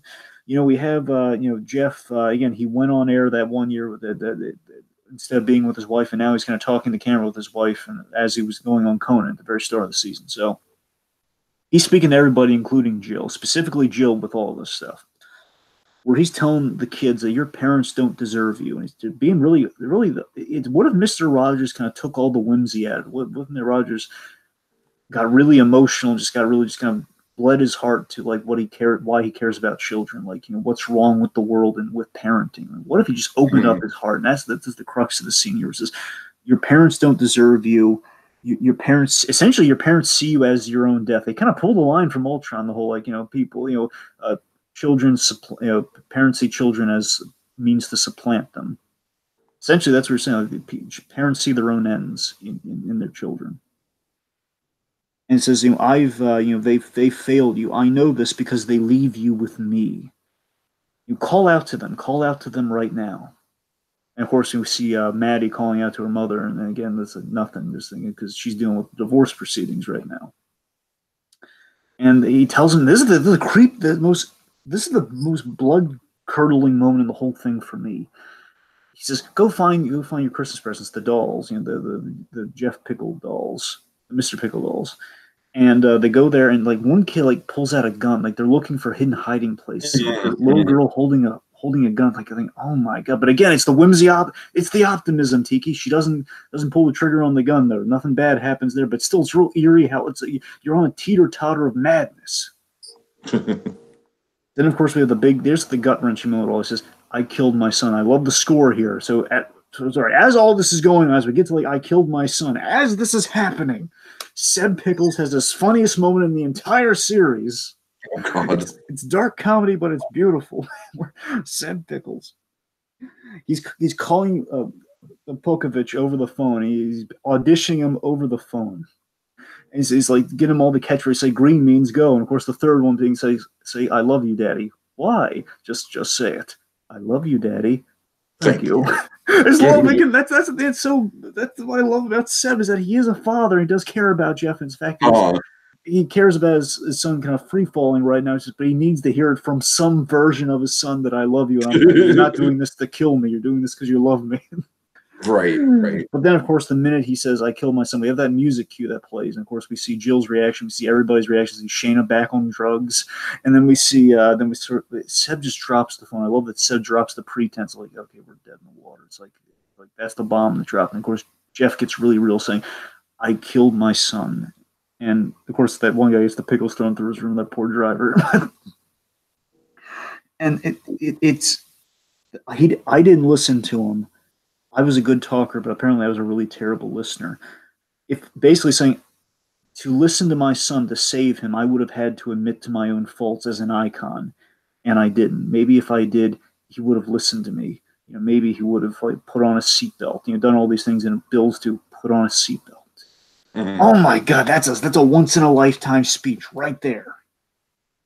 Then they're all pulling the doll strings, and it says, "I'm listening." And the sad thing is that Dee Dee forgot Christmas. She didn't get her kid anything. At least that's the read I had on the scene, because she's asking, "What did you get me for Christmas?" And she runs off, and she looked all over the house. Like, I think Dee Dee got so distracted by things, she didn't get her anything for Christmas. How sad is that? Yeah, for sure. And Jill finally gets her closure. She gets the grief that Jeff had. And we saw the Pickle song. We'll talk about the Pickle song gig. Oh, God. Pickle song goes up on stage, and he's like, "Allah Akbar." Of course, the sun's set up earlier on, which basically is like, "Hey, goodbye, like, hello, people, goodbye," that sort of thing. And of course, lights the tree, and I think after he says something like that, he's a terrorist, and they'll tackle him. It's offensive yet hilarious. So then we have a moment pulled from real life, where we have the Mr. Rogers moment, where Mr. Rogers had like a moment where he was able to meet the kids like Santa Claus, and they all lined up to meet him outside the studio. Yeah, I really like how this how it works its way into the narrative, and I especially like how it ties in thematically with other characters. So it seems that Jeff, in that speech, he shattered the optimism of the world. But again, we see the optimism still growing through the destruction. Like, he kind of opened everyone's mind. Again, it seems like the world's just going to be a cynical place from now on. But again, a little bit of optimism grows that no. The show seems to be canceled. We have Seb sticking up for Jeff, where PBS calls saying, you know, it doesn't look good for the show. We might animate it, but still, I'm not sure. Like, Jeff hasn't been the same since he lost something. Like, F you don't get to talk about my kid that. Don't get to talk about my son that way. Like, yes, Seb, yes. That was a great Seb moment, yeah. Angela for the win, yes. So we have we had the Falls revelation where Jeff realizes that the whole Pickle Barrel Falls man, like, you know what? I've done this for 30 years. I never realized that there's no way to get back up to Pickle Barrel Falls, which again, there's no going back. That's the thematic reasoning. There's no going back, which is great. So all the kids are lined up. Sorry if I'm jumping all over the place, folks. There's a lot of good stuff here. So we No, it's fine, and I'm sorry if I'm not talking as much. It's just, as you know, I'm over my time here, so I can't really. Anyways, go ahead. I got you. Okay, so we have the kind of pull for Mr. Rogers. All the kids are lining up here, and now Jeff is listening. The show's over. We have that sad scene where the sets are getting packed up and all the puppets are kind of being left alone, and they're going. The last one we see, by the way, is "Oops." I think that's important. Oh yeah. And of course, like the kids walk up to most, if not all of them, with a Mr. Pickles doll, and they all go up there and they sit on a couch with him and they talk to him and he listens to them because now he's enlightened. That's so beautiful. And again, he becomes basically the overarching thing of Jeff Pickles that he becomes a real life Mr. Rogers. That's kind of what this moment speaks to. It's an arc of a guy who's like kind of a fill-in for Mr. Rogers, but more flawed, having a genuine Mr. Rogers moment, like in every way you could imagine, the most uplifting moment you could give him in an unconventional way, but through the seeming cancellation of his own show, this moment happens. Now, whether this is going to save the show or not, that's a question for season 2, but I don't know. We'll see how that goes. Point being, we have this really great scene. This leads us into the last scene here. So, well, hold on. To me, the most crushing part about that scene is the how it ties into Will. Oh yes. So Will, he's optimistically going to agree his father because now his father is listening, which is what he wanted, was what he and Phil both wanted. And he goes there and he kind of discovers this line. Just kind of walks up there, and the one kid says, "Hey, cutting in line." The fact he has to wait in line for his own father, and it's that to me is heartbreaking, Dragon. That might be one of the biggest gut punches of the season. But also, we have that beautiful bit where Seb is like now listening to his son now, like what's the harm now? Because now the show's over, so he finally listens to his son, and it's like just tell me and I'll listen. Of course, he airs the death episode finally. That's what Jeff asked him, and that's oh god, it sounds like beautiful stuff there. Seeing Franklin and Joe wait in a line full of children to talk to his son, that's kind of nice. So, Jeff and Dee Dee have a scene that correlates to the big finale here, where Dee Dee, they have this kind of which puppet are you analogy here. Like, thematically, each puppet has a correlation to a character in the season. I thought this was great. So I'm going to fire him off here. So Scott is Secret Chef because he's holding a secret within himself. Let's see. Will and Phil are the PB&J twins. They're the twins. Jill is Thump Thump because she's the heart in the hospital and everything. Obviously, Vivian is Viva Las Pages. And I got to tell you, the most disturbing image in the whole thing, again, the puppets being used for an adult purpose is really weird.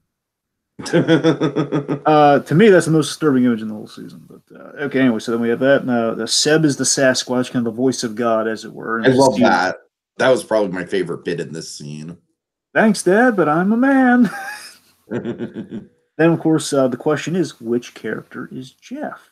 Is he thinks, am I the Fly? Am I, Wide-Eye Fly, the optimist? Or am I Ennui, the sad man, hiding behind things? And, of course, we don't get an answer there. So then, he's, we had the death episode airs, which wins major points with Jill, because now she's finally seen the death episode that Jeff was talking about. They're playing in the snow. Now, I want to know if you're real and this was is it completely fictional or what? Because Jeff and Jill are playing, that sounds like a nursery rhyme. Jeff and Jill are playing in the snow. And again, this is the Someday. This is why the episode's called Someday, because it makes me think this doesn't happen. I think this is a fantasy, because they're playing in the snow. And they're like talking about like someday we'll get together and have have an arrangement, like have like a day where we can do some stuff like this. Therefore, they're kind of just having a moment where the future looks bright for these two. Something very. So, are you saying that this whole thing is in Jeff's head? Because if so, I really don't subscribe to that at all. Well, it's one of two things. I would say it's in Jeff's head because there's a moment where he's just kind of. He's alone in frame, which makes me think either she's behind the snowbank or something, or it's in his mind. I didn't catch the shot where he's alone. I don't know, but here's the thing: it might be, and this would I think more placate you a little bit more. But to me, the way I read this scene was it was simply the culmination of Jill's arc. I mean, to me, it's like if she's not in the scene, it's kind of like a bit of a disrespect to her as a character, almost. Well, remember, Jeff's walking over to take that walk with her, though. What? Jeff's walking over to the house to take that walk with her, which again wouldn't that's what this scene would lead to, but obviously we don't see the end of that scene. So the question is this scene what happens after the end of this episode? Oh, I didn't even think about that. That's interesting. That's the thing. That's what gets you your way, Tiki. Again, if that's the only way you can have that, otherwise it's like this is a fantasy of someday. Right. Right. Could be interesting either way. Again, I think season 2 will kind of solve that. That's something in the structure I just completely missed. A lot of layers, folks. Of course. So Peter and Will, just to abbreviate a little bit here, there's a big house party going on in the house next door. Peter and Will both make the same discovery. Importantly, Will also makes the discovery, which makes me very interested to see where they're going with this with season 2. The fact that Will also knows this. So Peter and Will, they go over to the house. They find out that Jeff owns the house because the closet's full of Mr. Pickle clothes. And we have this really one of the finest arguments I've ever seen. One of the most pleasant arguments I've ever seen where we have this respectful argument between Jeff and Peter. Again, Peter really disturbed by this, but again, the most respectful, mindful argument, most cool-headed argument I've ever seen. Right. Where again, Peter's like, yeah, he's not doing. It's like taking the book of conventions and chucking it out the window. It's like, no, we're not going to follow that at all. Come on. Where basically Jeff agrees with Peter. He says, like, yes, you're right. This is wrong. I'm going to tell Jill all about this. You're right. And, I wanted to hate you, and tells him what Big P stands for and everything. He apologizes. Like, look, you're not the big. Stands for pussy. Now it just stands for Peter. Exactly. And basically saying that, like, you compliments until you clearly work out. And I just love this. That's the nicest thing anyone's ever said to me. I just love this. It's a heated conversation. He's been complimented. He's just like, no, seriously, man. Thank you for saying that. And they hug it out, and it's like, again, things are going tremendously well. Things are going too well for this season. Or again, it's like they're having this really great reconciliation where it says, like, I'm always afraid of the man who would raise my son without me, and you're actually a good person. Again, I think Jeff's being very genuine here until the big moment. I love how this moment plays. It feels like a little out of left field, but it's just the right amount of out of left field. I mean, don't always all see it in there, but I mean, it's like the moment, the way it plays, where Jeff walks away and says, "Hey," it's that moment of pause, like, "Hey, want to join?" and again, knowing, just look at even at this episode, he basically turns into the George C. Scott smoke cloud from Cartoon All Stars. He basically says, "It'll make you feel good." Essentially, again, we know Jeff's like only vice with like chocolate syrup. That's the thing. And just look at the start of this episode here. We have the drug PSA. Even just looking at this alone, this still plays big time. Just as the pilot plays big time, but right here, he says no. And he says no, and he walks away. And I love this thing thematically, as Jeff has gotten over the former car accident with his big kind of catharsis with the tree lights. And like a new car accident is what's going to start off the next season, presumably. Oh yeah. Where Peter's just kind of standing out there about to smoke his doobie, and Jeff in the car, he just bam hits him with the car. And again, he's twitching, so he's still alive in those moments. But again, how long, we don't know. Peter's been hit by the car, is on the ground. Then we have the reveal of which puppet Jeff is, and it's a great reveal.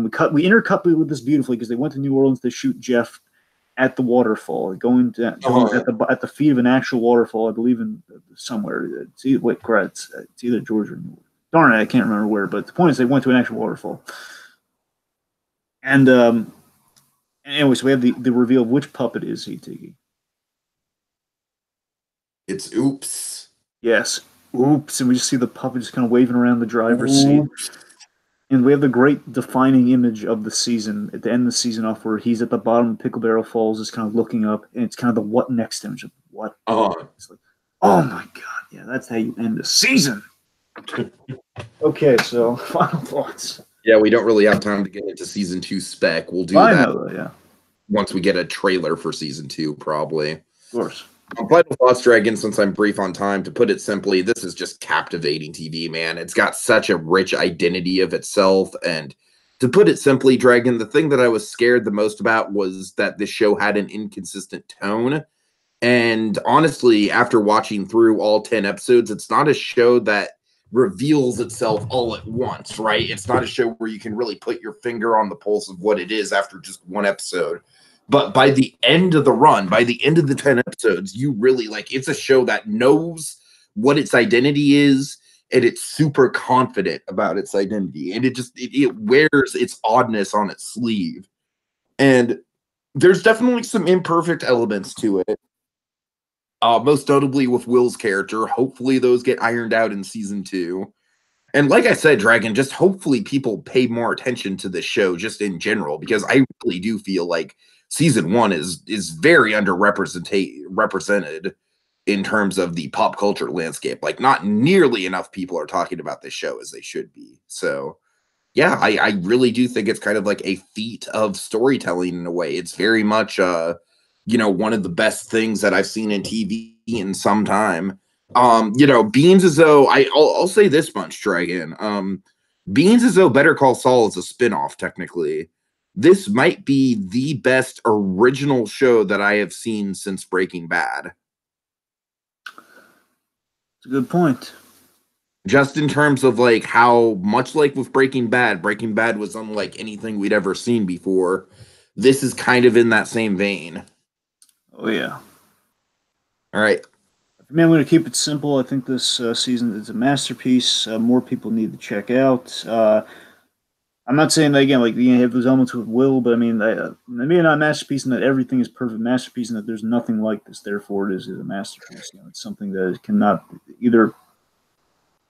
Possibly cannot be replicated. I don't know. I mean, I would hope this could be replicated by other shows, because this would be tremendous. Like if the new original programming could be in the same spirit of this, it would be in a better. I think my hope for it is like I don't want to see a bunch of shows that are just like, hey, instead of a Breaking Bad type character, we have a Mr. Rogers type character. I don't want to see that. I want inspiration. I want the inspiration to be people are taking risk. I don't want it to be just Mr. Exactly. Rogers. That's what I'm saying. I think the inspiration for this should be like giving the show its own identity. You know what I mean? Like not just going based on trends. Really like having an idea, having a bold premise, and sticking to it, making every episode stand out from each other.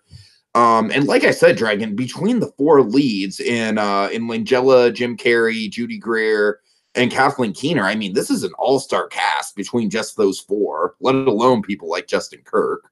Absolutely. So again, it's a piece that more people need to check out.